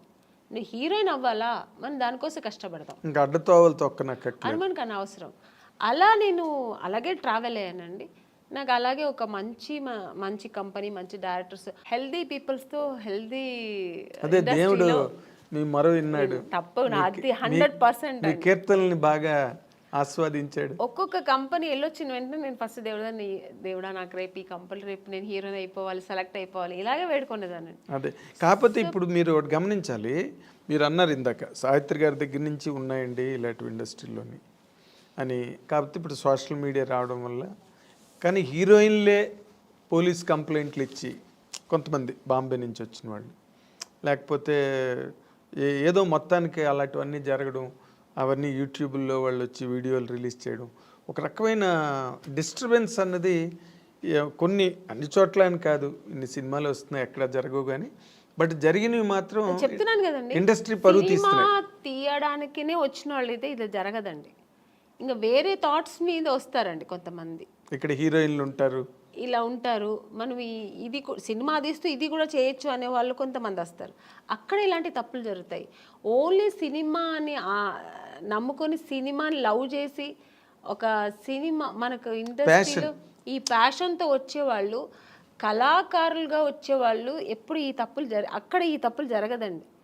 వేరే థాట్స్ కూడా ఉంటాయి చూడండి దాంతోపాటు, లేదంటే ఆ థాట్స్ మాత్రమే అనుకొని వస్తారు కదా, అక్కడ ఈ తప్పులు జరుగుతాయి. సో అక్కడ కొంతమందికి ఇలా జరుగుతాయి. అవును. తర్వాత మీటూ అనేది కూడా, అలాగే ఆడవాళ్ళు కూడా అండి, ఏ హీరోయిన్ కూడా మనం ఇలా అయిపోవాలి, చెడుగానే ఉండాలి, చెడు దారి తొక్కాలని ఎవ్వరు రారండి. అందరూ ఒక డ్రీమ్తో వస్తారు. ఏ అమ్మాయి అయినా సరే నేను ఒక హీరోయిన్ అవ్వాలి, ఎవరికి ఆశ అందరికీ సొంతం కదండి. నేను కూడా శ్రీదేవి గారిలాగా కావాలి, నేను కూడా ఒక నగ్మా గారిలాగా కావాలి, నేను కూడా ఒక విజయశాంతి గారు లాగా నేను కూడా ఈ సినిమా ఇండస్ట్రీలో అవ్వాలని అనుకోవడం తప్పలేదు. అందరూ ఆశతోనే వస్తారు కదా. సక్సెస్ అయ్యేది కొంతమంది, సక్సెస్ అవ్వకుండా వెనక్కి తిరిగిపోవడం కొంతమంది. ఆ టైంలో కొంతమంది ఇలా జరిగితే దానికి పాప వాళ్ళు ఏం చేస్తారండి, నమ్మకం, ఒకవేళ మనం హీరోయిన్ అయిపోతామేమో అని ఒక నమ్మకంతో కొన్ని తప్పులు జరిగిపోవచ్చేమో, నాకు తెలియదు మరి. అలాంటప్పుడు కొంచెం ఇలా వాళ్ళు లైఫ్లో ఇలా మిస్ అవుతుంటాయి. అవును. మీటూ అనేది కూడా చాలా పెద్ద మూమెంట్.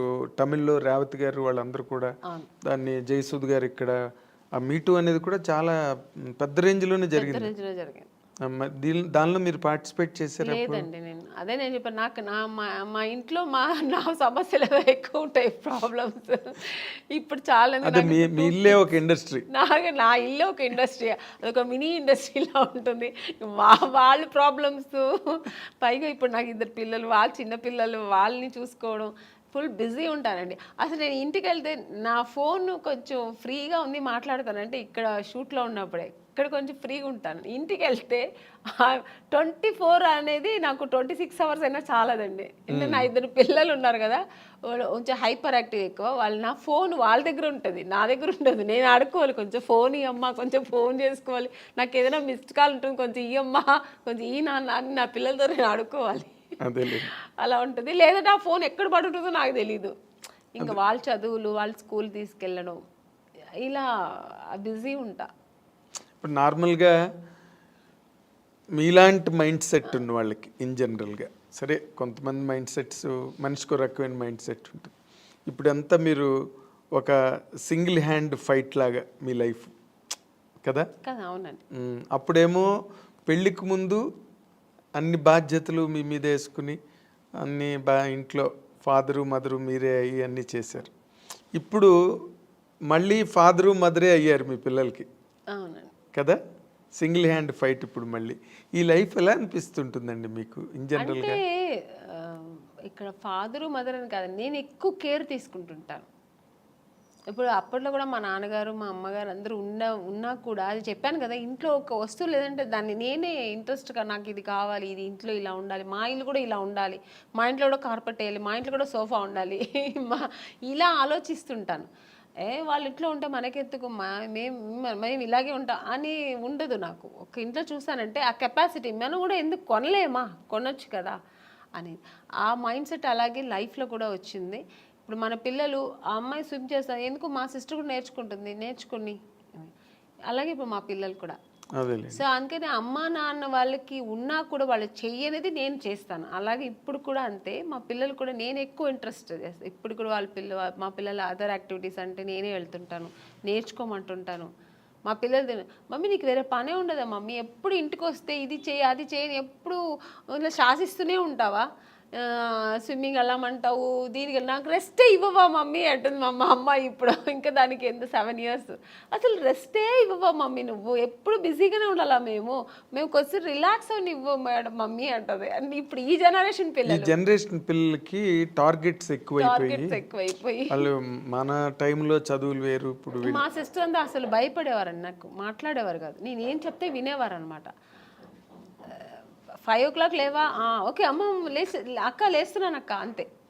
ఇప్పుడు పిల్లలు కొంచెం ఆర్గ్యుమెంట్ చేస్తారు, ఏంటి మమ్మీ పొద్దునే నీ గోలా, ఎందుకు ఇంత తొందర లేపుతాను, నేను నిద్రపోని మమ్మీ, నాకు I have to sleep mummy అంటది మా అమ్మాయి. అదేలేండి. కానీ నేను ఇంకొక చాలా డెలికేట్ ఇష్యూ అండి, బట్ ఈ తరం హీరోయిన్లకి కొంతమందికి మీలాంటి ఒక సీనియర్ యాక్ట్రెస్ చెప్పే మాటలు వాళ్ళకి హెల్ప్ కావచ్చు. ఒక్కొక్కసారి ఒక ఇంటర్వ్యూలో మాటలు విన్నప్పుడు మీరు ఇంత ఒక డొమెస్టిక్ మైండ్ సెట్, ఒక హౌస్ వైఫ్కి ఏం కావాలో ఆ అవసరమైన ఆ మానసిక పరిణితనండి, పరిపక్వతనండి, అన్ని వైపుల నుంచి అన్ని జాగ్రత్తగా సంరక్షించుకుంటూ వచ్చే ఒక లైఫ్ స్టైల్ మీది, మైండ్ సెట్. కానీ but where the mistake happened అండి మీ పర్సనల్ లైఫ్లో? నాకేం మిస్టేక్ ఏం జరగలేదండి. మిస్టేక్ ఏముంది, మిస్టేక్ అంటే ఇప్పుడు హీరోయిన్గా ఉన్నాను, కొన్ని అదే హీరోయిన్ అవ్వడానికి ఏం ఫేస్ చేయాలో చేశాను, హీరోయిన్ అయ్యాను. అంటే ఫేస్ చేశానంటే ఎక్స్పీరియన్స్ అయింది తప్ప, ఓ ఇలా ఉండాలి, ఓకే ఇదిగా నెగటివ్స్ లేదు, ఇలా ఓకే ఇది ఉందా, నెగటివ్ ఉందా మనకొద్దు, ఓకే దూరంగా ఉందాం, ఓకే నెక్స్ట్ మంచి జరిగింది, హీరోయిన్ అయ్యాను. పెద్ద డైరెక్టర్ గంగేమ్రన్ గారు, ఇక్కడ తెలుగులో ఈవి సత్యనారాయణ గారు, చేశాను. ఓకే ఐ లక్, దేవుడు గాడ్ గ్రేస్. అలాగే ఇంకా మ్యారేజ్ లైఫ్లో కూడా ఒక మ్యారేజ్ చేసుకున్నాను, నాకేం పెద్ద టెన్షన్స్ లేదు. నేను అనుకున్నట్టే నేను ఎలా ఉండాలనుకున్నా అలాగే ఉంటున్నాను హ్యాపీగా. నాకు అక్కడ ఏం రిస్ట్రిక్షన్స్ లేదు, ఏ ఫోర్స్ లేదు, నేను ఎలా ఉండాలో అలా. ఇంట్లో ఫ్రీ బర్డ్ నేను. కానీ చాలా విచిత్రమైన విషయం, అందరూ విచిత్రంగా ఆమన్ గారి విషయంలో ఫీల్ అయ్యేది, మీరు చాలా దైవభక్తురాలు, సంప్రదాయవాది, అసలు 16 అణాల హిందూ అమ్మాయి, ముస్లిం పర్సన్ని ఎలా చేసుకోవడం అన్నది అసలు సంథింగ్. అంటే నాకు మతాల మీద నమ్మకం లేదండి. నాకు రిలీజియన్ అనేది ఏం లేదు, ఆడ మగ అంతే. అంటే ఇప్పుడు నేను పెరుమాళ్ బాలాజీని ముక్త అంటే అది నా ఇంట్రెస్ట్, నాకు అది ఇష్టం. అందుకని అల్లా ముక్తున్న తప్ప నేను అనట్లేదు, జీసస్ ముక్త తప్ప అనట్లేదు. జీసస్ నాకు ఇష్టమైతే నేను ఇప్పుడు నాకు కూర్చున్నప్పుడు చర్చికి వెళ్ళాలి అనిపిస్తే వెళ్తాను. అలాగా నాకు చర్చికి వెళ్ళే వాళ్ళు చాలా మంది అలాగే నాకు ఫ్రెండ్స్ కోసం కూడా రిలీజియన్ మతాల మీద పెద్ద ఇదేం లేదు నాకు. సో అందుకని నాకు ఆ ప్రాబ్లమ్స్ లేదు. కానీ నాకు ఇష్టం పూజలు చేయడం, ధ్యానం చేయడం, మంత్రాలు చదవడం, ఇవి నాకు ఇంట్రెస్ట్, అది నేను చేసుకుంటా. అందుకని వేరే వాళ్ళ మీద నువ్వు ఇలాగే చేయాలి, ఇదే నమ్మండి, ఇది చేయండి అని నేను ఎవరిని ఫోర్స్ చేయను. వాళ్ళు చేస్తున్నది కూడా నేను తప్పని నేను అన్నాను. అదే రుద్దరు మీ అభిప్రాయం ఎదుటి వాళ్ళ మీద రుద్దను. వాళ్ళు చేస్తున్న అంటే మీ మదర్ వైపు నుంచి కానీ ఎప్పుడు అపోజిషన్ రాలేదా? నాకు ఏది ఇష్టమో ఎవరు నన్ను ఎప్పుడు ఏమనలేదండి. మా అమ్మగారు ఒక్కటే, నువ్వు ఎవరైనా పెళ్లి చేసుకో, ఎలాగైనా చేసుకో, ఎలా అయినా ఉండు, సినిమా ఇండస్ట్రీని వదలద్దు. ఎందుకంటే అమ్మ నేను ఎంత కష్టపడ్డానో నాతో పాటు అమ్మ కష్టపడింది. అవును, ఎక్కడా కూడా అమ్మ నన్ను కష్టపడనివ్వకుండా ఆవిడ కష్టాలు అనుభవించేనా నన్ను హీరోయిన్ చేసింది. అలాంటి ఒక ఇండస్ట్రీని ఈ హీరోయిన్ అవ్వడానికి నువ్వు ఎన్ని కష్టాలు పడ్డావు, అలాంటి ఒక ఇండస్ట్రీని వదలొద్దు. నువ్వు ఇష్టపడి వచ్చావు, ఆ కళామ తల్లి నిన్ను అనుకుని నీకు ఇచ్చింది, ఆ కళామ లైఫ్ లాంగ్ కొనసాగించు. నాతోనే ఉన్నారు ఇప్పటికీ. మీరు ఇంటికి ఎప్పుడైనా సడన్గా వెళ్తే కూడా నేను చెప్పట్లేదు, ఎప్పుడు సడన్గా వెళ్తే మా అమ్మ ఒక టీవీ ఉంటుందండి ఎప్పుడు ఆవిడ ఇప్పుడు రిలాక్స్ అయిపోయింది కదా, ఎప్పుడు ఆ టీవీలో ఆమెని సినిమా, ఆమెని ఇంటర్వ్యూ, ఆమెని సాంగ్స్ ఇదే పోతుంటుంది అంతే. ఆవిడ అది నేను అంటే నీకేమైనా పిచ్చి పట్టిందమ్మా, ఎప్పుడు నాదే చూస్తున్నా, నాకు విని నాకు విసిగెత్తింది, వేరే ఏదైనా పెట్టమ్మా అంటే అలా అమ్మ చాలా ఇష్టపడుతుంది, ఆ ఫీల్డ్ని ఇష్టపడుతుంది. నేను చేయడం అనేది ఆవిడకి అంతకంటే ఇష్టం. అదేలే. సో అందుకని నన్ను ఎప్పుడు అమ్మ నేను షూటింగ్ వెళ్తానంటే నాకంటే ఎక్కువ సంతోషపడేది మా అమ్మాయి ఇప్పటికీ. అంటే మీరు ఈ షూటింగ్ వెళ్తున్నావు అమ్మా, ఓకే ఓకే అంటారు. అదే ఆనందం, బికాజ్ మీరు పడ్డ కష్టానికి దొరికింది అంత సక్సెస్ దొరికింది. ఆ సక్సెస్ ఇప్పుడు అలాగే ఉండాలి, ఆ ఇండస్ట్రీని వదలొద్దు అంటుంది అమ్మ. ఎగ్జాక్ట్లీ. అంటే ఇప్పుడు మీరు ముస్లిం పర్సన్ చేసుకున్న కారణంగా ముస్లిం మతం తీసుకోవడం అలాంటివి ఏం చేయలేదా మీరు? ఏమీ లేదండి, నేను ఎలా మైసెల్ఫ్ నేను ఎలా ఉన్నానో అలాగే ఉన్నాను, అలాగే ఉంటూ ఉంటాను. నాకు ఏది అలాంటి ఒక ప్రాబ్లమ్స్ ఏమీ లేదు, గొప్ప విషయం అది. ఎప్పుడు లేదు, ఇప్పుడు లేదు, ఎప్పుడు లేదు. ఎందుకంటే చాలా మంది వెంటనే ముస్లిం మతం తీసుకుని, అంటే ముస్లిం అని కదా, ఏ మతం వాళ్ళని చేసుకుంటే నేను అలా ఉంటే అసలు నాకు అలాంటి కాంట్రవర్సీ నాకు ఫస్ట్ ఆఫ్ ఆల్ నచ్చదు. ఇలా ఉంటేనే అలాగా ఫోర్స్ అసలే నచ్చదు నాకు. ఓకే. నాకు ఎప్పుడు నాకని కొన్ని ఎథిక్స్, కొన్ని ఫ్రీడమ్స్ ఉంటాయి. అది ఏ విషయంలో అయినా, ఇది ఒక మ్యారేజ్ అనే కాదండి, పిల్లల విషయంలో కూడా అంతే.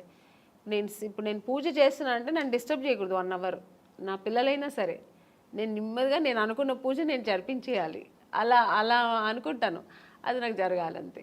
సో ఇప్పుడు ఈ ఇంత లాంగ్ స్ట్రెచ్ ఆఫ్ లైఫ్, అవతల కెరీరు, ఫ్యామిలీ లైఫ్, ఇవన్నీ కూడా ఇప్పుడు ఒకవేళ ఫ్యామిలీ లైఫ్లో ఏదైనా వచ్చిన డిస్టర్బెన్సెస్ని కూడా మీరు అన్నిటినీ ఓవర్కమ్ చేసే మెంటల్గా బాగా సెట్ అయి ఉన్నారండి, లేకపోతే స్టిల్ యూ ఫీల్ ఫస్ట్? ఏమీ లేదు, నాకు అసలు ఏ ప్రాబ్లమ్స్ లేదు మెంటలీగా, కానీ నాకు అసలు ఆ మానసిక ప్రాబ్లం ఏమీ లేదండి.